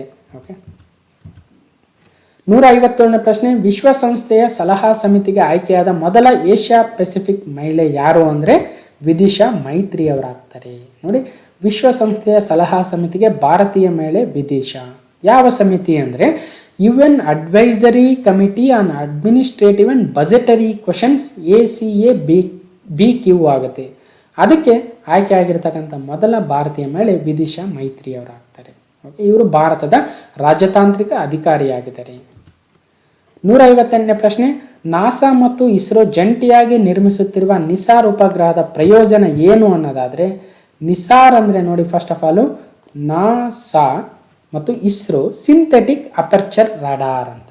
ಸೊ ಇದನ್ನು ಯಾಕೆ ಬಳಸ್ತಾ ಇದ್ದಾರೆ ಅಂದರೆ, ಈ ಒಂದು ಮಿಷನ್ನು ಭೂಮಿಯ ಮೇಲೆ ಬದಲಾಗುತ್ತಿರುವ ಪರಿಸರ ವ್ಯವಸ್ಥೆಗಳು, ಕ್ರಿಯಾತ್ಮಕ ಮೇಲ್ಮೈಗಳು ಮತ್ತು ಹಿಮದ ದ್ರವ್ಯರಾಶಿಗಳನ್ನು ಅಳೆಯುತ್ತೆ ಮತ್ತು ಜೊತೆಗೆ ಜೀವರಾಶಿ, ನೈಸರ್ಗಿಕ ಅಪಾಯಗಳು, ಸಮುದ್ರ ಮಟ್ಟ ಏರಿಕೆ ಮತ್ತು ಅಂತರ್ಜಾಲದ ಬಗ್ಗೆ ಮಾಹಿತಿಯನ್ನು ಒದಗಿಸೋದಕ್ಕೆ ನಿಸಾರ್ ಒಂದು ಮಿಷನ್ನ ತಂದಿದ್ದಾರೆ, ನಾಸಾ ಮತ್ತು ಇಸ್ರೋದವರು ಸೇರಿಕೊಂಡು. ಒಟ್ಟು 2022ರಲ್ಲಿ ತರೋದಕ್ಕೆ ಉದ್ದೇಶವನ್ನು ಇಟ್ಕೊಂಡಿದ್ದಾರೆ. 159ನೇ ಪ್ರಶ್ನೆ, ಭಾರತೀಯ ಸೇನೆಯು ವಾಟ್ಸಪ್ ತರಹದ ಮೆಸೇಜಿಂಗ್ ಅಪ್ಲಿಕೇಶನನ್ನು ಪ್ರಾರಂಭಿಸಿದೆ, ಅದರ ಹೆಸರೇನು ಅಂದರೆ ಸಾಯ್ ಆಗುತ್ತೆ. ಸಾಯ್ ಅಂದರೆ secure application for the internet, SAI. Okay, so ಯಾಕೆ ಇದನ್ನು ತರಬೇಕು ಅಂದರೆ ನೋಡಿ, ಈಗ ವಾಟ್ಸಪ್ಪು ಟೆಲಿಗ್ರಾಮ್ಗಳನ್ನ ಬಳಸಿದರೆ ಸೊ ಅದರಲ್ಲಿ ಸಪ್ರೇಟ್ ನಮ್ಮ ಸೈನ್ಯಕ್ಕೆ ಸಪ್ರೇಟ್ ಆಗಿರಬೇಕು, ಅದರ ಒಂದು ಮಾಹಿತಿ ಎಲ್ಲೂ ಲೀಕ್ ಆಗಬಾರ್ದು, ಎನ್ಕ್ರಿಪ್ಟ್ ಆಗಿರಬೇಕು, ಎಲ್ಲೂ ಸೋರಿಕೆ ಆಗಬಾರ್ದು ಅನ್ನೋ ಉದ್ದೇಶಕ್ಕೆ ಈ ಒಂದು ಸಾಯ್ ಅಪ್ಲಿಕೇಶನ್ನ ನಮ್ಮ ಇಂಡಿಯನ್ ಆರ್ಮಿಲಿ ಲಾಂಚ್ ಮಾಡಿದ್ದಾರೆ. 160ನೇದು, ಭಾರತವು ಪ್ರಸ್ತುತ ತನ್ನ ಸ್ನೇಹಪರ ವಿದೇಶಗಳಿಗೆ COVID-19 ಸಾಂಕ್ರಾಮಿಕ ಮತ್ತು ನೈಸರ್ಗಿಕ ವಿಪತ್ತುಗಳನ್ನು ನಿವಾರಿಸಲು ಸಹಾಯ ಮಾಡ್ತಾ ಇದೆ. ಈ ಯೋಜನೆ ಹೆಸರೇನು ಅಂದರೆ ಮಿಷನ್ ಸಾಗರ್ ಆಗುತ್ತೆ. ನೋಡಿ, ಮಿಷನ್ ಸಾಗರ್ ಮೊದಲನೇ ಹಂತದಲ್ಲಿ INS ಕೇಸರಿಯನ್ನು ಒಂದು ಶಿಪ್ಪನ್ನು ಬಳಸ್ಕೊಂಡು ಕೆಲವೊಂದು ದೇಶಗಳಿಗೆ ಆಹಾರ ಒಂದು ಸಾಮಗ್ರಿಗಳನ್ನು ಕೊಟ್ಟಿತ್ತು. ಈಗ ಮಿಷನ್ ಸಾಗರ್ 2 ಎರಡನೇ ಹಂತದಲ್ಲಿ INS ಐರಾವತವನ್ನು ಬಳಸ್ಕೊಂಡು ಸುಡಾನು, ಕೆಲವೊಂದು ದೇಶಗಳಿಗೆ ಈಗ ಸಹಾಯವನ್ನು ಮಾಡ್ತಾ ಇದೆ. ಅದು COVID-19 ಟೈಮಲ್ಲಿ ಭಾಳ ಯೂಸ್ಫುಲ್ ಆಗಿದೆ. ಇದನ್ನು 2015ರಲ್ಲಿ ಆರಂಭವನ್ನು ಮಾಡಿದ್ರು. ಉದ್ದೇಶ ಏನಾಗಿತ್ತು, ಹಿಂದೂ ಮಹಾಸಾಗರ ಪ್ರದೇಶದಲ್ಲಿರ್ತಕ್ಕಂಥ ದೇಶಗಳನ್ನು ಒಂದು ಕಾನ್ಫಿಡೆನ್ಸನ್ನು ತರೋದಕ್ಕೆ. ಓಕೆ, ಇಲ್ಲಿ ನೋಡಿ, ಸುಡಾನ್ ಎಲ್ಲಿದೆ, ಎರಿಟ್ರಿಯಾ ಎಲ್ಲಿದೆ ಅಂತ ನಾನು ಮ್ಯಾಪಲ್ಲಿ ತೋರಿಸಿದ್ದೀನಿ, ಡಿಸ್ಕಸ್ ಮಾಡಿದ್ದೀವಿ ಆಲ್ರೆಡಿ. 161ನೇ ಪ್ರಶ್ನೆ, ಭಾರತೀಯ ರಕ್ಷಣಾ ವ್ಯವಸ್ಥೆ ಇತ್ತೀಚೆಗೆ ತನ್ನ Pinaka multi barrel rocket launching system MBRL ವ್ಯವಸ್ಥೆಯನ್ನು ಪರೀಕ್ಷೆಯನ್ನು ಮಾಡಿತು. ಇದರಲ್ಲಿ ಒಂದು ಬಾರಿಗೆ ಎಷ್ಟು ರಾಕೆಟ್ಗಳನ್ನು ಫೈರ್ ಮಾಡ್ಬೋದು ಅಥವಾ ಲಾಂಚ್ ಮಾಡ್ಬೋದು? ನಾನು ಕಳೆದ ವಿಡಿಯೋದಲ್ಲಿ ಹೇಳ್ತಾ ಇದ್ದೆ ಅಲ್ವಾ, ಸೊ ಎಷ್ಟು ಅಂತ ನಿಮ್ಗೆ ಆ ಪಿಕ್ಚರ್ ನೆನಪಿದ್ರೆ ಡೆಫಿನೆಟ್ಲಿ ಹೇಳ್ತೀರಾ. 12 ರಾಕೆಟ್ಗಳನ್ನು ಏಕಕಾಲದಲ್ಲಿ ಲಾಂಚ್ ಮಾಡ್ಬೋದು. ಅದಕ್ಕೆ ಇದನ್ನು ಮಲ್ಟಿ ಬ್ಯಾರಲ್ ಅಂತ ಕರಿತೀವಿ. ಓಕೆ, ನೋಡಿ, ಇಲ್ಲಿ 6 ಇಲ್ಲಿ 6 ಟೋಟಲ್ 12 ಒಂದು ರಾಕೆಟ್ಗಳನ್ನು ಲಾಂಚ್ ಮಾಡ್ತಕ್ಕಂಥ ಕೆಪಬಿಲಿಟಿ MBRL ಇದೆ. ಸೊ ಅದಕ್ಕೆ ಇನ್ನೊಂದು ಇಲ್ಲಿ ವಿಶೇಷ ಏನಂದ್ರೆ ನೋಡಿ, ಈ ಇಂಡಿಯನ್ ಡಿಫೆನ್ಸ್ ಸಿಸ್ಟಮಲ್ಲಿ ಪಿನಾಕ ಅಂತ ಯಾಕೆ ಕರೆದಿದ್ದಾರೆ ಇದನ್ನು ಅಂದರೆ, ನಮ್ಮ ಶಿವಧನಸ್ ಆಗಿರ್ತಕ್ಕಂಥ ಪಿನಾಕದ ಹೆಸರನ್ನೇ ಇಟ್ಟಿದ್ದಾರೆ. ಇದನ್ನು ಕೂಡ ನಾವು ಆಲ್ರೆಡಿ ಸ್ಟೋರಿನೂ ಕೂಡ ಹೇಳಿದ್ದೀನಿ. 162ನೇ ಪ್ರಶ್ನೆ, ಕೆಳಗೆ ನೀಡಿರುವ ಯಾವ ದೇಶವು ಭಾರತದ ಭೂಸೇನಾ ಮುಖ್ಯಸ್ಥರಾಗಿರ್ತಕ್ಕಂಥ MM ನರವಾಣೆ ಅವರಿಗೆ ತನ್ನ ದೇಶದ ಜನರಲ್ ಗೌರವವನ್ನು ನೀಡಿದೆ ಅಂದರೆ, ಸೊ ನೇಪಾಳ ದೇಶ ನಮ್ಮ ದೇಶದ ಭೂಸೇನಾ ಮುಖ್ಯಸ್ಥರಾಗಿರ್ತಕ್ಕಂಥ MM ನರವಾಣೆ ಅವರಿಗೆ ಜನರಲ್ ಗೌರವವನ್ನು ನೀಡಿದೆ. ಸೊ ಇದು ಕಾಮನ್ ಒಂದು ಪದ್ಧತಿ, ನಮ್ಮ ದೇಶದವರು ಆ ದೇಶದವರಿಗೆ ನೀಡೋದು, ಆ ದೇಶದವರು ನಮ್ಮ ಒಂದು ದೇಶದ ಸೇನಾ ಮುಖ್ಯಸ್ಥರಿಗೆ ನೀಡ್ತಕ್ಕಂಥದ್ದು ಒಂದು ಪದ್ಧತಿ ನಡೆದು ಬಂದಿದೆ. ಓಕೆ, ಇನ್ನು ಯಾರ್ಯಾರಿದ್ದಾರೆ ಅಂತಕ್ಕಂಥದ್ದು ನಾವು ಪದೇ ಪದೇ ಹೇಳ್ತಾನೆ ಇದ್ದೀನಿ. ಸೊ ನೆನ್ಪಿಡಿ ಯಾವ ಒಂದು ಪಡೆಯ ಮುಖ್ಯಸ್ಥರು ಯಾರ್ಯಾರು ಅಂತ. ಓಕೆ, 163ನೇ ಪ್ರಶ್ನೆ, ಭಾರತ, ಅಮೆರಿಕ, ಜಪಾನ್ ಮತ್ತು ಆಸ್ಟ್ರೇಲಿಯಾ ಜಂಟಿಯಾಗಿ ಬಂಗಾಳ ಕೊಲ್ಲಿಯಲ್ಲಿ ನಡೆಸುತ್ತಿರುವ ಸಮರಾಭ್ಯಾಸದ ಹೆಸರೇನು? ಸೊ ಹಿಂದೆ ನಾವು ಯಾವ ದೇಶ ಇತ್ತೀಚೆಗೆ ಜಾಯ್ನ್ ಆಗಿದೆ ಅಂತ ಹೇಳಿದ್ವಿ, ಇದೇ ಕ್ವಶನ್ನ ಈಗ ಒಂಥರ ಡಿಫ್ರೆಂಟ್ ಆಗಿ ಫ್ರೇಮ್ ಮಾಡಿರ್ತಕ್ಕಂಥದ್ದು. ಓಕೆ, ಸೊ ಈ ಒಂದು ಎಕ್ಸಸೈಸನ್ನು ಮಲಬಾರ್ ಎಕ್ಸಸೈಸ್ ಅಂತ ಕರಿತೀವಿ. ಓಕೆ, ನೋಡಿ, Indian navy matches skills with 3 foreign fleets off ವೈಜಾಗಲ್ಲಿ ನಡೆದಿತ್ತು. ನೋಡಿ, ಆ ಒಂದು ಮುಂದುವರೆದ ದೇಶಗಳಾಗಿರ್ತಕ್ಕಂಥ ಅಮೆರಿಕ, ಜಪಾನ್, ಆಸ್ಟ್ರೇಲಿಯಾದ ಒಂದು ನೇವಿಗೆ ನಮ್ಮ ಇಂಡಿಯನ್ ನೇವಿ ಕೂಡ ಒಂದು ಸಮರ್ಥವಾಗಿ ಒಂದು ಕಾಂಪೀಟ್ ಮಾಡಿತು ಅಂತಕ್ಕಂಥದ್ದು ಇಲ್ಲಿ ಗೊತ್ತಾಗುತ್ತೆ. ಸೊ ನೆಕ್ಸ್ಟ್ 164ನೇ ಪ್ರಶ್ನೆ, ಭಾರತದಲ್ಲಿ ದೊಡ್ಡ ಹಬ್ಬವಾದ ದೀಪಾವಳಿ ಶುಭ ಸಂದರ್ಭದಲ್ಲಿ ಭಾರತೀಯ ಷೇರು ಮಾರುಕಟ್ಟೆಯಲ್ಲಿ ನಡೆಯುವ ಟ್ರೇಡಿಂಗ್ ಆಕ್ಟಿವಿಟಿಯನ್ನು ಏನಂತ ಕರಿತೀವಿ ಅಂದರೆ ಮುಹೂರ್ತ ಟ್ರೇಡಿಂಗ್ ಅಂತ ಕರಿತೀವಿ. ಸೊ ದಿವಾಳಿ ಟೈಮಲ್ಲಿ ನಡೆಯುತ್ತೆ, ಜಸ್ಟ್ 1 ಅವರ್ ಟ್ರೇಡಿಂಗ್ ನಡೆಯುತ್ತೆ. ಓಕೆ, ಟ್ರೇಡಿಂಗ್ ಅಂದ್ರೇನು, ಮುಹೂರ್ತ ಟ್ರೇಡಿಂಗ್ ಅಂದ್ರೇನು, NSE ಅಂದ್ರೇನು, BSE ಅಂದ್ರೇನು, MCX ಅಂದ್ರೇನು, ನಿಫ್ಟಿ ಸೆನ್ಸೆಕ್ಸ್ ಅಂದ್ರೇನು ಅಂತ ನಾವು ಆಲ್ರೆಡಿ ನೋಡಿದ್ದೀವಿ. Okay, so NSE national stock exchange ಮುಂಬೈಯಲ್ಲಿದೆ head office, BSE Bombay stock exchange ಮುಂಬೈಯಲ್ಲಿದೆ, MCX ಮಲ್ಟಿ ಕಮೋಡಿಟಿ ಎಕ್ಸ್ಚೇಂಜ್ ಆಗುತ್ತೆ. ಅಂದರೆ ಈ ಗೋಲ್ಡು ಸಿಲ್ವರ್ ಎಲ್ಲ ಇದರಲ್ಲಿ ಒಂದು ಈ ಎಕ್ಸ್ಚೇಂಜಲ್ಲಿ ಮಾರಾಟ ಸೆಲ್ ಆ್ಯಂಡ್ ಬೈ ಆಗುತ್ತೆ. ಓಕೆ, ಇನ್ನು ನಿಫ್ಟಿ ಅಂತಕ್ಕಂಥದ್ದು NSE ಇಂಡೆಕ್ಸು 50 ಕಂಪನಿದು ಇದರಲ್ಲಿರುತ್ತೆ. ಸೆನ್ಸೆಕ್ಸ್ ಅಂತಕ್ಕಂಥದ್ದು BSEಯ ಒಂದು ಇಂಡೆಕ್ಸ್ ಆಗುತ್ತೆ. 30 ಕಂಪನಿ ಇದರಲ್ಲಿರ್ತವೆ. 165ನೇ ಪ್ರಶ್ನೆ, ಭಾರತದ ಷೇರುಪೇಟೆಯಲ್ಲಿ ನೋಂದಾಯಿತ ಕಂಪನಿಗಳಲ್ಲಿ ಅತಿ ಹೆಚ್ಚು ಮೌಲ್ಯವನ್ನು ಹೊಂದಿರತಕ್ಕಂಥ ಕಂಪನಿ ಯಾವುದು? Which company has the highest valuation among the registered companies in the Indian stock exchange ಅಂದರೆ ರಿಲಯನ್ಸ್ ಇಂಡಸ್ಟ್ರೀಸ್ RIL ಆಗುತ್ತೆ. ಮುಖೇಶ್ ಅಂಬಾನಿಯವರ ಕಂಪನಿ. ಓಕೆ, ಸುಮಾರು 13.5 ಲಕ್ಷ ಕೋಟಿ ರೂಪಾಯಿಗಳಷ್ಟು ಆ ಒಂದು ಕಂಪನಿ ಇರೋದ್ರಿಂದ ಅದು ಮೊದಲನೇ ಸ್ಥಾನದಲ್ಲಿದೆ. ನೆಕ್ಸ್ಟ್ 10 ಲಕ್ಷ ಕೋಟಿ ಇರತಕ್ಕಂಥ ಟಾಟಾ ಕನ್ಸಲ್ಟೆನ್ಸಿ ಸರ್ವಿಸಸ್ 2ನೇ ಸ್ಥಾನದಲ್ಲಿದೆ. HDFC ಬ್ಯಾಂಕ್ 3ನೇ ಸ್ಥಾನದಲ್ಲಿದೆ.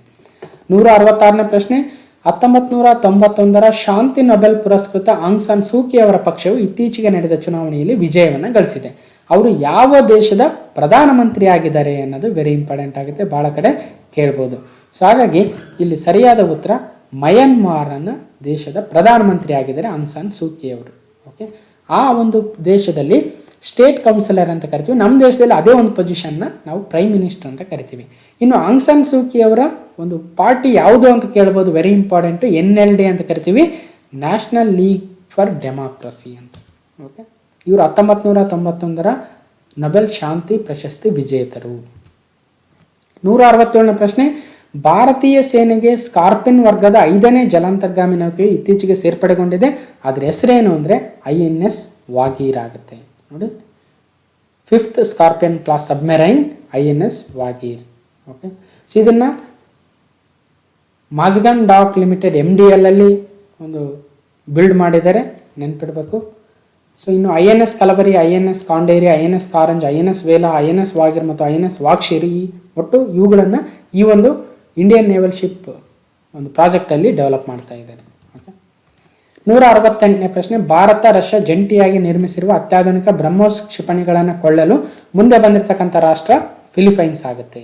ಓಕೆ, ಬ್ರಹ್ಮೋಸನ್ನು ನಮಗೂ ಕೊಡಿ ಅಂತ ಪರ್ಚೇಸ್ ಮಾಡೋದಕ್ಕೆ ಬಂದಿದ್ದಾರೆ. ಸೊ ತೃತೀಯ ಜಗತ್ತಿನ ರಾಷ್ಟ್ರಗಳಿಗೂ ಬ್ರಹ್ಮೋಸ್ ಕ್ಷಿಪಣಿಯನ್ನು ರಫ್ತು ಮಾಡ್ಬೋದು. ಸೊ ಇಲ್ಲಿದೆ ಫಿಲಿಪೈನ್ಸ್, ಅದರ ಒಂದು ರಾಜಧಾನಿ ಮನೀಲಾ. ನಮ್ಮ ಭಾರತ ಇಲ್ಲಿದೆ. ಓಕೆ, 169ನೇ ಪ್ರಶ್ನೆ, ಆಸಿಯಾನ್ 2020 ವರ್ಚುವಲ್ ಶೃಂಗಸಭೆಯು ಇತ್ತೀಚೆಗೆ ನಡೆಯಿತು. ಅಂದರೆ ಆಸಿಯಾನ್ 2020 ವರ್ಚುವಲ್ ಸಮಿಟ್. ಇದರ ಕೇಂದ್ರ ಕಚೇರಿ ಎಲ್ಲಿದೆ? ಇಂಡೋನೇಷ್ಯಾದ ಜಕಾರ್ತದಲ್ಲಿದೆ.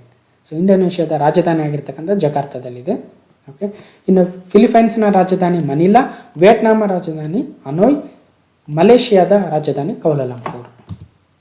ಓಕೆ, ನೆಕ್ಸ್ಟು, ಸೊ ಆಸಿಯಾನಲ್ಲಿ ಒಟ್ಟು 10 ರಾಷ್ಟ್ರಗಳಿದ್ದಾವೆ. ಯಾವ್ಯಾವ ಅಂತ ಇಲ್ಲಿದ್ದಾವೆ: Myanmar, Thailand, Cambodia, Singapore, Indonesia, Malaysia, Brunei, Vietnam ಮತ್ತು ಲಾವೋಸ್, ಫಿಲಿಪೈನ್ಸ್. ಓಕೆ, ನೆನ್ಪಿಡಬೇಕು, ವೆರಿ ಇಂಪಾರ್ಟೆಂಟ್, ಕೇಳಿದ್ರೆ ಕೇಳ್ಬೋದು. 170ನೇ ಪ್ರಶ್ನೆ, ಕೆಳಗಿನ ಯಾವ ತಂಡವು ಇಂಡಿಯನ್ ಪ್ರೀಮಿಯರ್ ಲೀಗ್ 2020 ಜಯಶಾಲಿಯಾಗಿದೆ? ವೆರಿ ವೆರಿ ಇಂಪಾರ್ಟೆಂಟ್ ಪ್ರಶ್ನೆ ಆಗುತ್ತೆ. IPL ಇತ್ತೀಚೆಗೆ ನಡೆದಿತ್ತು, ಅದ್ರ ಮೇಲೆ ಒಂದು ಕಂಪ್ಲೀಟ್ ವಿಡಿಯೋನೇ ಮಾಡಿದ್ದೆ ನಾನು. IPL ಅಲ್ಲಿ ಏನೇನು ಕ್ವಶನ್ಸ್ ಬರ್ಬೋದು ಅಂತ ನೀವೆಲ್ಲ ನೋಡಿರ್ಬೋದು. ಸೊ ಹಾಗಾದರೆ 2020 IPL ವಿನ್ನರು ಮುಂಬೈ ಇಂಡಿಯನ್ಸ್ ಆಗುತ್ತೆ. 5ನೇ ಬಾರಿಗೆ ಅವರು ಈ ಒಂದು IPLನ ಗೆಲ್ತಾ ಇದ್ದಾರೆ. ರೋಹಿತ್ ಶರ್ಮಾ ಅವರು ಅದರ ಒಂದು ಕ್ಯಾಪ್ಟನ್. ನೋಡಿ, BCCI ಚೇರ್ಮನ್ ಸೌರವ್ ಗಂಗೂಲಿ ಅವರು ಇದ್ದಾರೆ, ಸೆಕ್ರೆಟರಿ ಜೈಶಾ ಅವರು ಇದ್ದಾರೆ. ಸೊ ಅದ್ರ ಬಗ್ಗೆ ನಾನು ಆಲ್ರೆಡಿ ಹೇಳ್ತಾ ಇದ್ದೆ. IPL 2020 ಇಂಪಾರ್ಟೆಂಟ್ ಪ್ರಶ್ನೆಗಳು ಅಂತ ಕಂಪ್ಲೀಟ್ ಅನಾಲಿಸಿಸ್ ಮಾಡಿ ಹೇಳಿದ್ದೆ. ಸೊ ವೆರಿ ಇಂಟ್ರೆಸ್ಟಿಂಗ್ ವಿಡಿಯೋ ಇತ್ತು, ನೀವೆಲ್ಲ ನೋಡಿರ್ಬೋದು. ಓಕೆ, ಹಾಗಾದರೆ ಒಂದಷ್ಟು ಕ್ವಶನ್ಗಳನ್ನ ಇಲ್ಲಿ ನಾನು ಗ್ಲಾನ್ಸ್ ಮಾಡ್ತಾ ಹೋಗ್ತೀನಿ. 171ನೇ ಪ್ರಶ್ನೆಯಲ್ಲಿ ಹೇಳ್ತಾ ಇದ್ದೀನಿ, ಟೂರ್ನಿಯಲ್ಲಿ ಅತಿ ಹೆಚ್ಚು ವೈಯಕ್ತಿಕ ರನ್ ಗಳಿಸುವ ಮೂಲಕ IPL 2020 ಕಿತ್ತಳೆ ಕ್ಯಾಪ್ ಯಾರು ಗೆದ್ದರು ಅಂದರೆ ಹೈಯೆಸ್ಟ್ ಸ್ಕೋರ್ ಯಾರು ರನ್ ಮಾಡ್ತಾರೋ ಅವ್ರಿಗೆ ಆರೆಂಜ್ ಕ್ಯಾಪ್ ಕೊಡ್ತಾರಲ್ವ. ಸೊ ಆದರೆ ಯಾರಿಗೆ ಅಂದರೆ ನಮ್ಮ ಕರ್ನಾಟಕದ KL ರಾಹುಲ್ ಅವರಿಗೆ. Okay, so orange cap, highest run getter. Okay, ನೋಡಿ ಎಷ್ಟು ರನ್ ಅಂದರೆ 670 ರನ್ ಹೊಡೆದಿದ್ರು ಅವರು. ಇನ್ನು ಹೈಯೆಸ್ಟ್ ವಿಕೆಟ್ ತೆಗೆದುಕೊಂಡವ್ರಿಗೆ ಏನು ಕೊಡ್ತಾರೆ ಅಂದರೆ ಹೈಯೆಸ್ಟ್ ವಿಕೆಟ್ ಗೆಟರ್ಗೆ ನೇರಳೆ ಕ್ಯಾಪ್ ಅಥವಾ ಪರ್ಪಲ್ ಕ್ಯಾಪ್ ಕೊಡ್ತಾರೆ. ಯಾರಿಗೆ ಕೊಟ್ಟಿದ್ದಾರೆ ಅಂದರೆ ಕಗಿಸೋ ರಬಾಡ ಅವರಿಗೆ ಕೊಟ್ಟಿದ್ದಾರೆ. ಸೊ ಇವರು ಕಗಿಸೋ ರಬಾಡ. ಓಕೆ, ಅಂದರೆ orange cap KL Rahul, purple cap Kagiso Rabada. ಅವ್ರು ಎಷ್ಟು ವಿಕೆಟ್ ತೆಗೆದಿದ್ರು ಅಂದರೆ 30 ವಿಕೆಟ್ ತೆಗೆದಿದ್ರು. ಡೆಲ್ಲಿ ಕ್ಯಾಪಿಟಲ್ಸ್ ಪರ ಆಡ್ತಾ ಇದ್ರು. ಓಕೆ, 173ನೇ ಪ್ರಶ್ನೆಯಲ್ಲಿ IPL 2020 ಋತುವಿನ ಹೆಚ್ಚು ಮೌಲ್ಯಯುತ ಆಟಗಾರ, ಮೋಸ್ಟ್ ವ್ಯಾಲ್ಯೂಯಬಲ್ ಪ್ಲೇಯರ್ ಯಾರು ಅಂದರೆ ಸೊ ಜೋಫ್ರಾ ಆರ್ಚರ್ ಅವರು ಆಗ್ತಾರೆ. ರಾಜಸ್ಥಾನ್ ರಾಯಲ್ಸ್ ಪರ ಆಡ್ತಾ ಇದ್ರು. ಇವರೇ ಜೋಫ್ರಾ ಆರ್ಚರ್ ಅವರು. ಸೊ ಈ ಮೋಸ್ಟ್ ವ್ಯಾಲ್ಯೂಯಬಲ್ ಪ್ಲೇಯರ್, ಹೆಚ್ಚು ಮೌಲ್ಯಯುತ ಆಟಗಾರ ಅಂದರೆ ಸೊ ಈ ಒಂದು ಬ್ಯಾಟಿಂಗು, ಫೀಲ್ಡಿಂಗು, ಬೌಲಿಂಗ್ ಎಲ್ಲದರಲ್ಲೂ ಒಂದು ಒಳ್ಳೆ ಪರ್ಫಾರ್ಮೆನ್ಸ್ ಕೊಟ್ಟಿರಬೇಕು. ಸೊ ಅಂಥ ಒಂದು ಆಟಗಾರ Jofra archer. So one more important, ಉದಯೋನ್ಮುಖ ಆಟಗಾರ ಅಥವಾ ಎಮರ್ಜಿಂಗ್ ಪ್ಲೇಯರ್ ಯಾರು ಅಂದರೆ ನಮ್ಮ ಬೆಂಗಳೂರು ಟೀಮಲ್ಲಿ ಆಡ್ತಾ ಇರ್ತಕ್ಕಂಥ ದೇವದತ್ತ ಪಡಿಕ್ಕಲ್ ಅವರು RCBಲಿ ಆಡ್ತಾ ಇದ್ರು. ಅವರು ಸೊ ಉದಯೋನ್ಮುಖ ಆಟಗಾರ ಪ್ರಶಸ್ತಿ. ಉದಯೋನ್ಮುಖ ಆಟಗಾರ ಎಮರ್ಜಿಂಗ್ ಪ್ಲೇಯರ್ ಕೊಡ್ಬೇಕಂದ್ರೆ ಒಂದಷ್ಟು ಕಂಡೀಷನ್ಸ್ ಇದ್ದಾವೆ. ಅವರು 1994 ಏಪ್ರಿಲ್ 1 ನಂತರ ಹುಟ್ಟಿರಬೇಕು, ಅವರು ಕಡಿಮೆ IPL ಮ್ಯಾಚ್ ಆಡಿರಬೇಕು, ಇಂಟರ್ನ್ಯಾಷನಲ್ ಲೆವೆಲಲ್ಲೂ ಕಡಿಮೆ ಆಡಿರಬೇಕು. ಅಂದರೆ ಉದಯೋನ್ಮುಖ ಆಟಗಾರ ಎಮರ್ಜಿಂಗ್ ಪ್ಲೇಯರ್ ಅಂತ ಕೊಡಬೇಕು. ಈ ಕಂಡೀಷನ್ಸ್ ಇರ್ತವೆ. ಇನ್ನು fair play award Mumbai Indians, game changer KL Rahul, super striker Kieron Pollard, most sixes Ishan Kishan. Okay, ಇನ್ನು ಈ ಒಂದು ಟೂರ್ನಮೆಂಟ್ ಏನಿತ್ತು ಅದು ಎಷ್ಟನೇ ಟೂರ್ನಮೆಂಟ್ IPL ಟೂರ್ನಮೆಂಟ್ ಅಂದರೆ 13ನೇ ಟೂರ್ನಮೆಂಟ್ ಆಗುತ್ತೆ. ಓಕೆ, 176ನೇ ಪ್ರಶ್ನೆ, ಇತ್ತೀಚೆಗೆ ನಡೆದ ಬಿಹಾರ ವಿಧಾನಸಭಾ ಚುನಾವಣೆಯಲ್ಲಿ ಅತಿ ಹೆಚ್ಚು ಸ್ಥಾನಗಳನ್ನು ಗೆದ್ದ ಪಕ್ಷ ಯಾವುದು ಅಂತ ಕೇಳ್ಬೋದು. ಸರಿಯಾದ ಉತ್ತರ ರಾಷ್ಟ್ರೀಯ ಜನತಾದಳ RJD ಆಗುತ್ತೆ. ಅವರು ಒಟ್ಟು 75 ಸ್ಥಾನ ಗೆದ್ದಿದ್ರು. 2ನೇ ಸ್ಥಾನದಲ್ಲಿ BJP ಇದೆ. ಸೊ ಆದರೆ BJP ಮತ್ತು ನಿತೀಶ್ ಕುಮಾರ್ ಅವರ ಒಂದು ಪಕ್ಷ ಸೇರಿ ಜನತಾದಳ ಯುನೈಟೆಡ್ ಸೇರಿ ಅಧಿಕಾರವನ್ನು ರಚನೆ ಮಾಡಿದ್ದಾರೆ. ನಿತೀಶ್ ಕುಮಾರ್ ಅವರು 4ನೇ ಬಾರಿಗೆ ಮುಖ್ಯಮಂತ್ರಿಗಳಾಗಿದ್ದಾರೆ. BJPಯಿಂದ 2 ಉಪಮುಖ್ಯಮಂತ್ರಿಗಳಿದ್ದಾರೆ, ತಾರ್ಕಿಶೋರ್ ಪ್ರಸಾದ್ ಮತ್ತು ರೇಣು ದೇವಿ ಅವರು. 177, ಪ್ರಯಾಣದ ಅವಧಿಯನ್ನು ಕಡಿಮೆ ಮಾಡುವ ಉದ್ದೇಶ ಹೊಂದಿರುವ ಅತ್ಯಾಧುನಿಕ ತಂತ್ರಜ್ಞಾನದ ಹೈಪರ್ಲೂಪ್ ಪಾಡ್ ಅನ್ನು ಇತ್ತೀಚೆಗೆ ಜಗತ್ತಿನ ಮೊದಲ ಮಾನವ ಸಹಿತ ಪ್ರಯಾಣ ಪರೀಕ್ಷೆಯನ್ನು ನಡೆಸಲಾಯಿತು. ಇದನ್ನು ಅಭಿವೃದ್ಧಿಪಡಿಸಿರ್ತಕ್ಕಂಥ ಸಂಸ್ಥೆ ವರ್ಜಿನ್ ಹೈಪರ್ಲೂಪ್ ಆಗುತ್ತೆ. ಇನ್ನು ಸ್ಪೇಸ್ ಎಕ್ಸ್ ಅಂತಕ್ಕಂಥದ್ದು ಎಲಾನ್ ಮಸ್ಕ್, ಪ್ರಪಂಚದ 2ನೇ ಅತಿ ಶ್ರೀಮಂತ ವ್ಯಕ್ತಿ ಎಲಾನ್ ಮಸ್ಕ್ ಅವರ ಕಂಪನಿ ಆಗುತ್ತೆ. ಅವರು ಬಾಹ್ಯಾಕಾಶಕ್ಕೆ ಒಂದು ಆಸ್ಟ್ರೋನಾಟ್ಸನ್ನು ಕಳಿಸ್ತಾ ಇದ್ದಾರೆ. ಓಕೆ, ನೆನ್ಪಿಡಬೇಕು. ಅದು ಸ್ಪೇಸ್ ಎಕ್ಸ್ ಕಂಪನಿ, ಇದು ವರ್ಜಿನ್ ಹೈಪರ್ಲೂಪ್ ಕಂಪನಿ. ಇದ್ರ ಬಗ್ಗೆ ಆಲ್ರೆಡಿ ಏನೇನು ಹೈಪರ್ಲೂಪ್ ಅಂದ್ರೇನು, ಅದು ಯಾವ ಥರ ಕೆಲಸ ಮಾಡುತ್ತೆ ಅಂತ ನಾವು ಆಲ್ರೆಡಿ ನೋಡಿದ್ದೀವಿ. 178, ಇತ್ತೀಚೆಗೆ ಸ್ಥಾಪಿಸಲಾದ ಕರ್ನಾಟಕ ಇನ್ನೋವೇಷನ್ ಪ್ರಾಧಿಕಾರ ಅಥವಾ ಕರ್ನಾಟಕ ನಾವೀನ್ಯತಾ ಪ್ರಾಧಿಕಾರದ ಅಧ್ಯಕ್ಷರು ಯಾರು?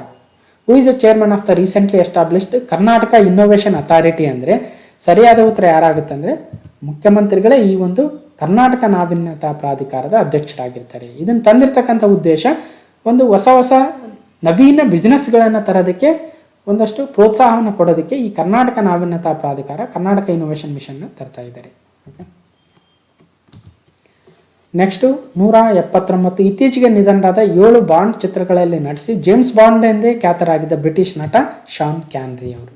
ಓಕೆ, ನೆಕ್ಸ್ಟ್ ಶಾನ್ ಕ್ಯಾನ್ರಿ ಅವರು ಮೊದಲ ಬಾಂಡು. ಇತ್ತೀಚೆಗೆ ಈಗ ಬಾಂಡ್ ಮೂವಿಗಳಲ್ಲಿ ನಟನೆ ಮಾಡ್ತಕ್ಕಂಥವ್ರು ಡೇನಿಯಲ್ ಕ್ರೇಗ್ ಅವರು, ಇವರು. ಓಕೆ, ಇನ್ನು 180, ಆತ್ಮನಿರ್ಭರ್ ಭಾರತ್ 3.0 ಇದರ ಮುಖ್ಯಾಂಶಗಳು ಏನು ಅಂದರೆ ನೋಡಿ, ಆತ್ಮನಿರ್ಭರ್ ಭಾರತ್ ಪ್ಯಾಕೇಜ್ ಇದು 3.0 ಆಗುತ್ತೆ. 2.65 ಲಕ್ಷ ಕೋಟಿ ರೂಪಾಯಿಗಳ ಪ್ಯಾಕೇಜ್ ಆಗುತ್ತೆ. ಒಟ್ಟು 12 ವಿವಿಧ ಕಾರ್ಯಕ್ರಮಗಳನ್ನು ಹಮ್ಮಿಕೊಂಡಿದ್ದಾರೆ. ಯಾವ್ಯಾವ ಕಾರ್ಯಕ್ರಮ, ಎಷ್ಟೆಷ್ಟು ಅಮೌಂಟು, ಅದರ ಉದ್ದೇಶ ಏನು ಯೂಸ್ ಆಗುತ್ತೆ ಅಂತ ನಾವು ಆಲ್ರೆಡಿ ನೋಡಿದ್ದೀವಿ.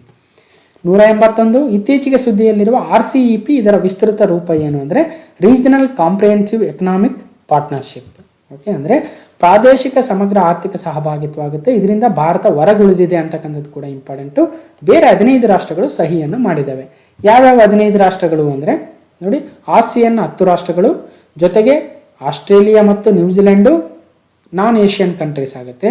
ಇನ್ನು ಚೀನಾ ಮತ್ತು ಜಪಾನ್ ಮತ್ತು ಸೌತ್ ಕೊರಿಯಾಗಳು ನಾನ್ ಆಸಿಯನ್ ಕಂಟ್ರೀಸ್. ನಾನ್ ಏಷ್ಯನ್ ಕಂಟ್ರೀಸ್ ಬೇರೆ, ನಾನ್ ಆಸಿಯನ್ ಕಂಟ್ರೀಸ್ ಬೇರೆ. ಅಂದರೆ ಆಸಿಯನ್ ಸಂಸ್ಥೆಯ ಒಂದು ಆರ್ಗನೈಜೇಷನಲ್ಲಿ ಇರ್ತಕ್ಕಂಥ ಕಂಟ್ರೀಸು, ಜೊತೆಗೆ ಚೀನಾ, ಜಪಾನ್ ಮತ್ತು ಸೌತ್ ಕೊರಿಯಾ ನಮ್ಮ ಏಷ್ಯಾದ ಕಂಟ್ರಿಗಳು, ಮತ್ತು ಆಸ್ಟ್ರೇಲಿಯಾ ಮತ್ತು ನ್ಯೂಜಿಲೆಂಡು ಈ ಪೆಸಿಫಿಕ್ ರೀಜನ್, ಏಷ್ಯಾ ಓಷಾನಿಯಾ ಅಂತ ಕರಿತೀವಲ್ವ, ಸೊ ಅವರು ಸೇರಿದ್ದಾರೆ.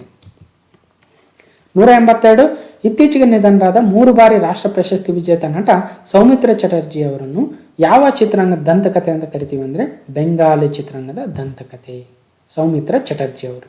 ಓಕೆ, 183, ಫಾರ್ಮುಲಾ 1 ಕಾರ್ ರೇಸ್ನಲ್ಲಿ ಅತಿ ಹೆಚ್ಚು ಬಾರಿ ಚಾಂಪಿಯನ್ಶಿಪ್ ಗೆದ್ದು ವಿಶ್ವ ದಾಖಲೆ ಸರಿಗಟ್ಟಿದ ಆಟಗಾರ ಲೇವಿಸ್ ಹ್ಯಾಮಿಲ್ಟನ್. ಒಟ್ಟು 7 ಬಾರಿ ಈ ಒಂದು ವಿಶ್ವ ದಾಖಲೆಯನ್ನು, ಈ ಒಂದು ಟ್ರೋಫಿಯನ್ನು ಗೆದ್ದಿದ್ದಾರೆ. ಹಾಗಾಗಿ ಮೈಕೆಲ್ ಶುಮಾಕರ್ ಅವರ ದಾಖಲೆಯನ್ನು ಸರಿಗಟ್ಟಿದಂಗಾಯಿತು. Okay, next 184, registrar general of India ಇತ್ತೀಚೆಗೆ ಪ್ರಕಟಿಸಿರುವ 2018ರ ಅಂಕಿಅಂಶಗಳ ಪ್ರಕಾರ ಅತಿ ಹೆಚ್ಚು ಮಕ್ಕಳ ಲಿಂಗಾನುಪಾತ ಹೊಂದಿರತಕ್ಕಂಥ ರಾಜ್ಯ ಅರುಣಾಚಲ್ ಪ್ರದೇಶ ಆಗುತ್ತೆ. ಅಂದರೆ 1000 ಗಂಡು ಹುಡುಗರಿಗೆ ಹೆಣ್ಣು ಹುಡುಗರು ಎಷ್ಟು ಅನ್ನೋದೇ ನಾವು ಸೆಕ್ಸ್ ರೇಷಿಯೋ ಅಥವಾ ಮಕ್ಕಳ ಲಿಂಗಾನುಪಾತ ಅಂತ ಕರಿತೀವಲ್ವ. ಸೊ ಎಷ್ಟಿದ್ದಾರೆ ಅಂದರೆ ಹೈಯೆಸ್ಟು 1084 ಅರುಣಾಚಲ್ ಪ್ರದೇಶದಲ್ಲಿ, 2ನೇ ಸ್ಥಾನದಲ್ಲಿ ನಾಗಾಲ್ಯಾಂಡು, ಮಿಜೋರಾಮು, ಕೇರಳ ಮತ್ತು ಕರ್ನಾಟಕ ಇದ್ದಾವೆ. ಅತಿ ಕಡಿಮೆ ಅಂದರೆ ಮಣಿಪುರದಲ್ಲಿ 1000 ಸೆಕ್ಸ್ ರೇಷಿಯೋ ಎಷ್ಟಿದೆ, 1000ಕ್ಕೆ 757 ಇದೆ. 185 ಹಣಕಾಸು ವಲಯದಾದ್ಯಂತ ನಾವೀನ್ಯತೆಯನ್ನು ಉತ್ತೇಜಿಸಲು reserve bank innovation hub RBIH ಅನ್ನು RBI ಇತ್ತೀಚೆಗೆ ಸ್ಥಾಪನೆಯನ್ನು ಮಾಡಿದೆ.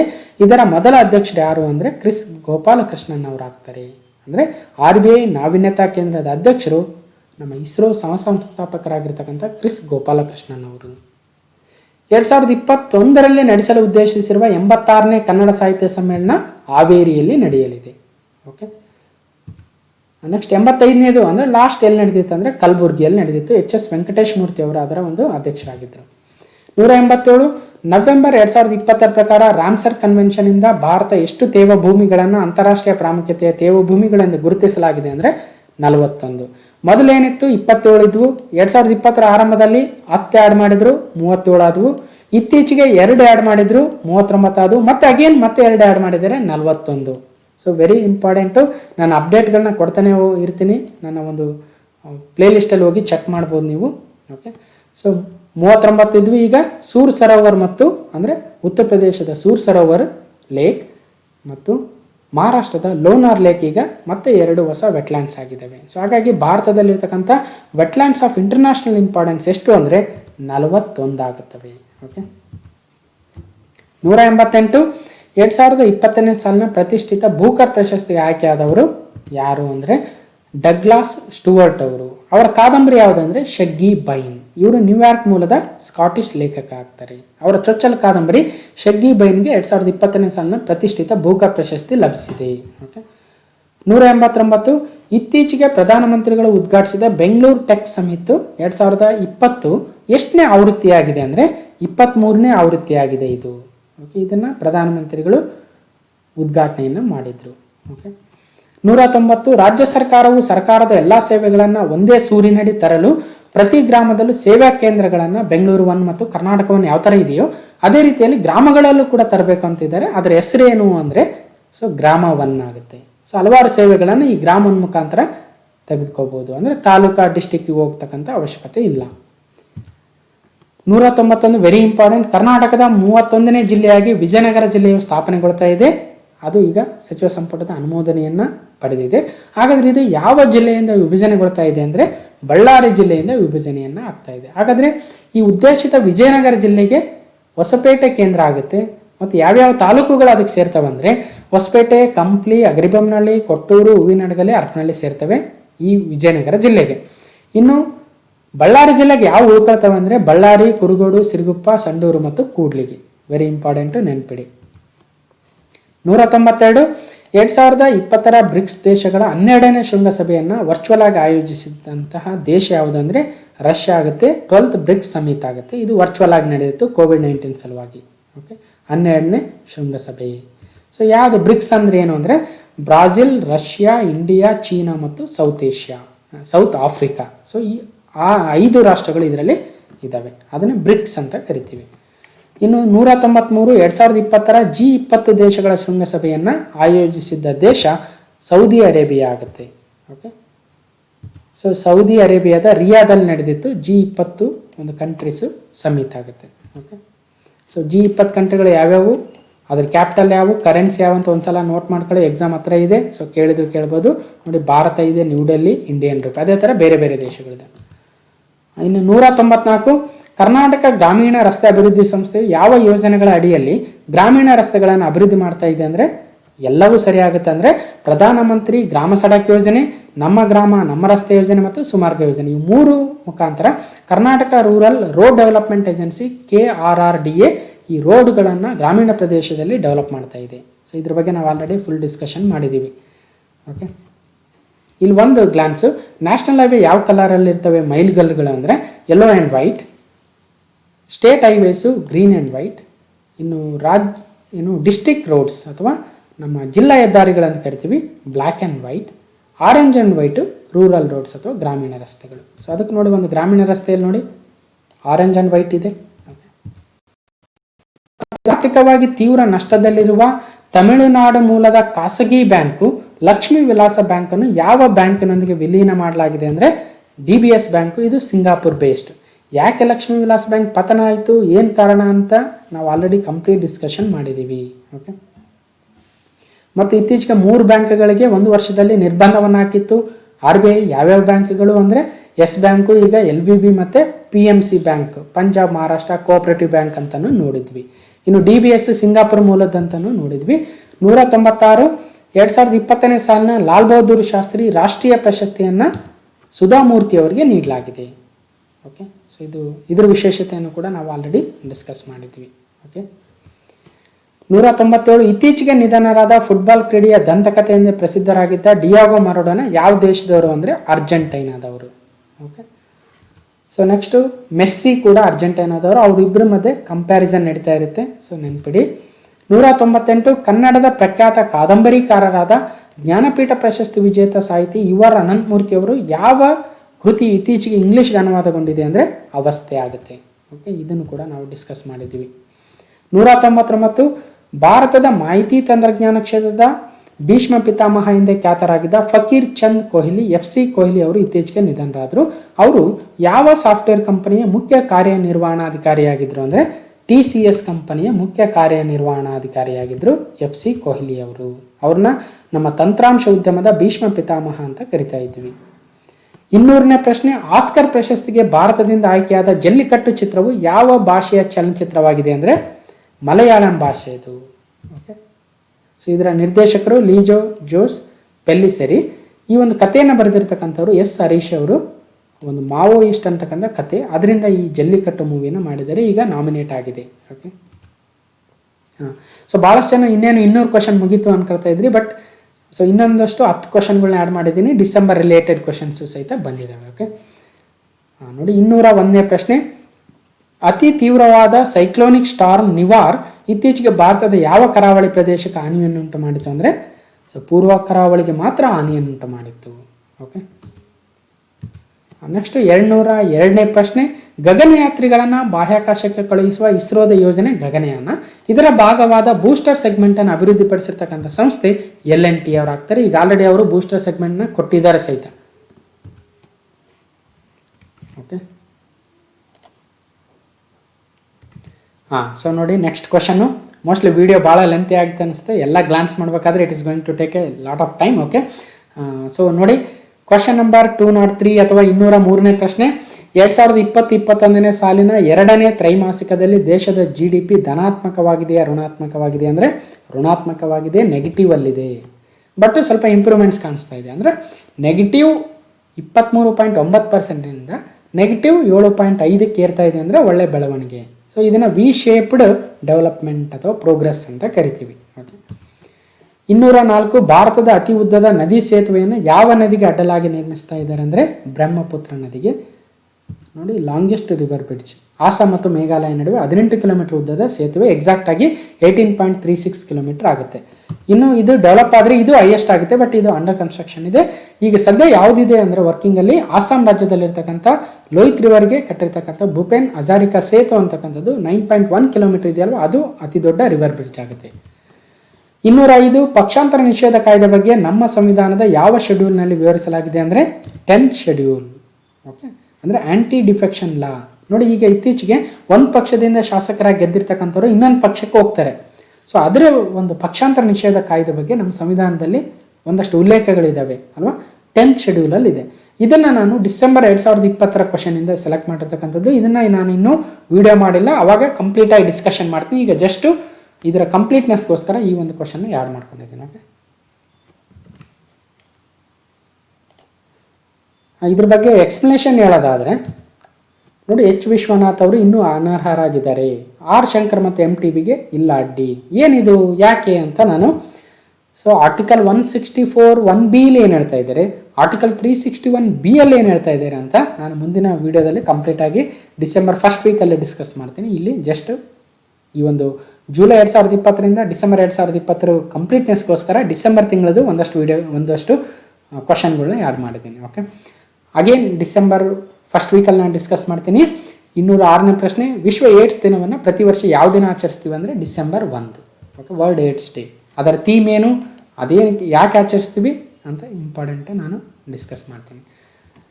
ನೆಕ್ಸ್ಟು 207ನೇ ಪ್ರಶ್ನೆ, ನೂತನ ರಾಷ್ಟ್ರೀಯ ಶಿಕ್ಷಣ ನೀತಿಯನ್ನು ರಾಜ್ಯದಲ್ಲಿ ಅನುಷ್ಠಾನಗೊಳಿಸುವ ಸಂಬಂಧ ವರದಿಯನ್ನು ನೀಡಲು ಯಾರ ನೇತೃತ್ವದಲ್ಲಿ ಟಾಸ್ಕ್ ಫೋರ್ಸ್ ಅಥವಾ ಕಾರ್ಯಪಡೆಯನ್ನು ರಚಿಸಲಾಗಿತ್ತು ಅಂದರೆ ನಮ್ಮ ಮಾಜಿ ಮುಖ್ಯ ಕಾರ್ಯದರ್ಶಿಗಳಾಗಿದ್ದಂಥ SV ರಂಗನಾಥ್ ಅವರ ನೇತೃತ್ವದಲ್ಲಿ ಈ ಒಂದು ಟಾಸ್ಕ್ ಫೋರ್ಸ್ನ ಮಾಡಿದ್ದಾರೆ. ಓಕೆ, ಅವರಿಗೆ ವರದಿಯನ್ನು ಕೂಡ ಕೊಟ್ಟಿದ್ದಾರೆ. ಅಂದರೆ ಈ NEPನ ಜಾರಿ ಮಾಡೋದಕ್ಕೆ ನಮ್ಮ ಕರ್ನಾಟಕ ಮುಂಚೂಣಿಯಲ್ಲಿದೆ. ಸೊ ಅದು ಒಂದಷ್ಟು ಶಿಫಾರಸುಗಳನ್ನು ಮಾಡಿದೆ. ಏನೇನು ಮಾಡಬೇಕು, ಯಾವ್ಯಾವ ಒಂದು ಆಯೋಗಗಳನ್ನು ರಚನೆ ಮಾಡಬೇಕು, ಹೈಸ್ಕೂಲಲ್ಲಿ ಯಾವ ಥರ, PUದಲ್ಲಿ ಯಾವ ಥರ, ಅಥವಾ ಕಾಲೇಜ್ ಲೆವೆಲಲ್ಲಿ ಯಾವ ಥರ ಮಾಡಬೇಕು ಅಂತ ಹೇಳಿದ್ದಾರೆ. 208 ಭಾರತದಲ್ಲಿ ಯಾವ ವರ್ಷ G20 ಶೃಂಗಸಭೆಯನ್ನು ನಡೆಸಲು ಇತ್ತೀಚೆಗೆ ಸೌದಿ ಅರೇಬಿಯಾ ರಿಯಾದಲ್ಲಿ ಜರುಗಿದ ಸಭೆಯಲ್ಲಿ ನಿರ್ಣಯವನ್ನು ಮಾಡಲಾಯಿತು ಅಂದರೆ ಸೊ 2023 ಭಾರತದಲ್ಲಿ ನಡೆಯಲಿದೆ G20 ಶೃಂಗಸಭೆಯಲ್ಲಿ. ಓಕೆ, ಹಾಗಾದರೆ ಮೊದಲೀಗ 2020 ಎಲ್ಲಿ ನಡೆದಿತ್ತು ಅಂದರೆ ನಮಗೆಲ್ಲ ಗೊತ್ತಿದೆ. 2020 ರಿಯಾದಲ್ಲಿ ನಡೆದಿತ್ತು ಅಲ್ವಾ, ರಿಯಾದಲ್ಲಿ G20 ಸಮಿಟ್ ನಡೆದಿತ್ತು. ಇನ್ನು 2021 ಇಟಲಿಯಲ್ಲಿ ನಡೆಯಲಿದೆ, 2022 ಇಂಡೋನೇಷ್ಯಾ, 2023 ನಮ್ಮ ಭಾರತದಲ್ಲಿ ನಡೆಯುತ್ತೆ, 2024 ಬ್ರೆಜಿಲಲ್ಲಿ ನೆನ್ಪಿಡ್ಬೇಕು. ಹಾಗಾದರೆ ಭಾರತದಲ್ಲಿ G20 ಸಮಿಟ್ ಯಾವಾಗ ನಡೆಯುತ್ತೆ ಅಂದರೆ 2023. ಓಕೆ, ಸೊ ಇನ್ನು G20 ಕಂಟ್ರೀಸ್ ಬಗ್ಗೆ ಏನೇನು ನೋಡ್ಕೋಬೇಕಂತ ನಾನು ಆಲ್ರೆಡಿ ಹೇಳಿದ್ದೀನಿ. 209ನೇ ಪ್ರಶ್ನೆ, ಭಾರತದಲ್ಲಿ ಯಾವ ದಿನವನ್ನು ಸಂವಿಧಾನ ದಿನ, ಕಾನ್ಸ್ಟಿಟ್ಯೂಷನಲ್ ಡೇ ಅಂತ ಆಚರಣೆಯನ್ನು ಮಾಡ್ತೀವಿ ಅಂದರೆ ನವೆಂಬರ್ 26. ಯಾಕೆ ನವೆಂಬರ್ 26 ಅಂದರೆ ನೋಡಿ, 1950 ಜನವರಿ 26 ನಮ್ಮ ಒಂದು ಸಂವಿಧಾನ ಜಾರಿಗೆ ಬಂದರೂ ಸಹಿತನು 1949 ನವೆಂಬರ್ 26 ಭಾರತದ ಸಂವಿಧಾನ ಸಭೆ ಸಂವಿಧಾನವನ್ನು ಅಂಗೀಕಾರವನ್ನು ಮಾಡಿತ್ತು. ಹಾಗಾಗಿ ನವೆಂಬರ್ 26 ಪ್ರತಿ ವರ್ಷ ನಾವು ಕಾನ್ಸ್ಟಿಟ್ಯೂಷನಲ್ ಡೇ, ಸಂವಿಧಾನ ದಿನವನ್ನಾಗಿ ಭಾರತದ ಸಂವಿಧಾನವನ್ನು ಅಂಗೀಕರಿಸಿದ ನೆನಪಿಗಾಗಿ ಆಚರಣೆಯನ್ನು ಮಾಡ್ತಾ ಇದ್ದೀವಿ. 210ನೇ ಪ್ರಶ್ನೆ ಮತ್ತು ಈ ವಿಡಿಯೋದ ಕೊನೆಯ ಪ್ರಶ್ನೆ ಆಗುತ್ತೆ.